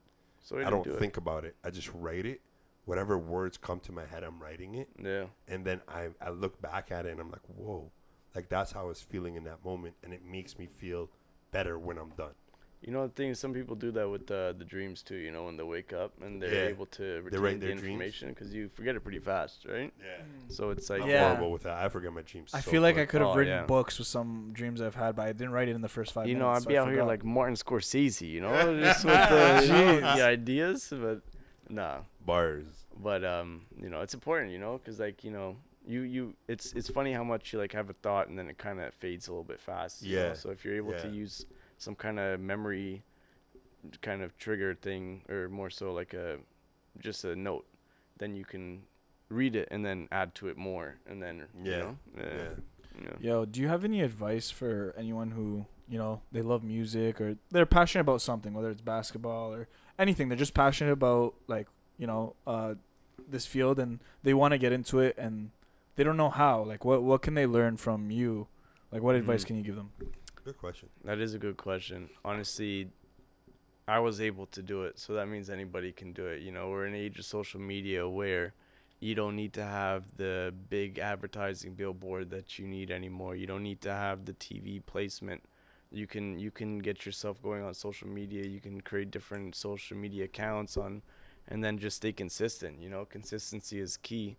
You can do something really well, and then it's like if an artist has a breakout song and then they're not able to follow up with it, it's really tough because the consistency is hard to really achieve. Mm-hmm. So if you're able to do something on a long period of time, you'll get better at it each day, and then over time, there's no such thing as perfection, but you'll get better at it to a point where you'll be seen as like an industry leading professional. And everybody starts from nothing, you know, so that's the part that people forget. They think that they have to be like on the highest level, but that's not the thing. You know, success is a 10-year plan, so you have to be ready to be on the path and enjoy it, because you look back and, you know, you hate the struggle now, but, you know, you look back and you'll be like, wow, I'm glad I went through that. I'm glad I was able to, you know, 100%. Really bounce and not lose my dedication. And, you know, you're only a genius until it works, or you're only crazy until it works, then you're a genius, and then you'll be seen as a visionary. So just stay consistent, and if you love what you do, you'll really kind of be successul. I love this. Damn. I love this. That's free game. For real. That is a way to talk your talk right there. I love that, man. Man, I can't wait for our future, because I definitely believe and I feel that we're going to, I feel that we're going to collaborate in the future. Oh, absolutely. I cannot wait for that. You're him, bro. Absolutely, bro. You know, we met you. Shout out to you. I met you before. We don't know each other like that, but I can't wait to see how this friendship actually grows. Man. And you know, just off your energy and what I feel, very humble. You are creative because you created something very dope, and I can't wait to see the next not just 10 years, but the next, couple of months and the next couple of, years that are coming right now. That push that we're on, that momentum that you're on. I can't wait to see what more you have, because I know you have more to offer. And this is just man. like, this We're is just the rooting for tip of the iceberg, Thank you guys. So I appreciate you again, bro. Thank you so much for coming. Bro, thank you for and coming. I can't wait. Honestly, I'm gonna take off my shades for this one. Yeah, I cannot. Yeah, because you copy everything I do. Well, yo, we're Men in Black together, bro. I cannot. I did a little, Don't do that. Do not Come on, do bro. That. We're not. You're doing my that. twin, bro. No. Ak is your twin. yin and yang. You know? But no, I cannot wait to see the future, man. You've started something, you're doing something, and you're building something that is not easy to do. And keep going, Yeah, bro. man, we salute you. I'm bro. here. I support you in any way that I can, and I definitely salute you. And you deserve your flowers. Again, thank you so much, man. Thank you for everything you're doing for the city, and I can't wait for the future and what we got. Yeah, man. Thank you guys. Honestly, I'm just truly blessed and grateful that you guys chose me to be here. Love, bro. We're excited for you, and you always have supporters in us, and For we sure. can't Same way, man. It's mutual. Yeah. appreciate you, bro. Appreciate that. We are out. It's Young Toon Squad in the building. Shout out to Again, Randy one time. Subscribe to the channel. Like the channel. Shout out to Shot by Ben. And I'm Shout out Shot sick by of the Ben. other guy over there. I'm going to get him replaced very soon. Yo, Russia, I'm calling you soon, girl. But in this project, there is some spitting bars, I guess I'd say. Freestyle. Yeah, like freestyle. No, don't make me freestyle right now.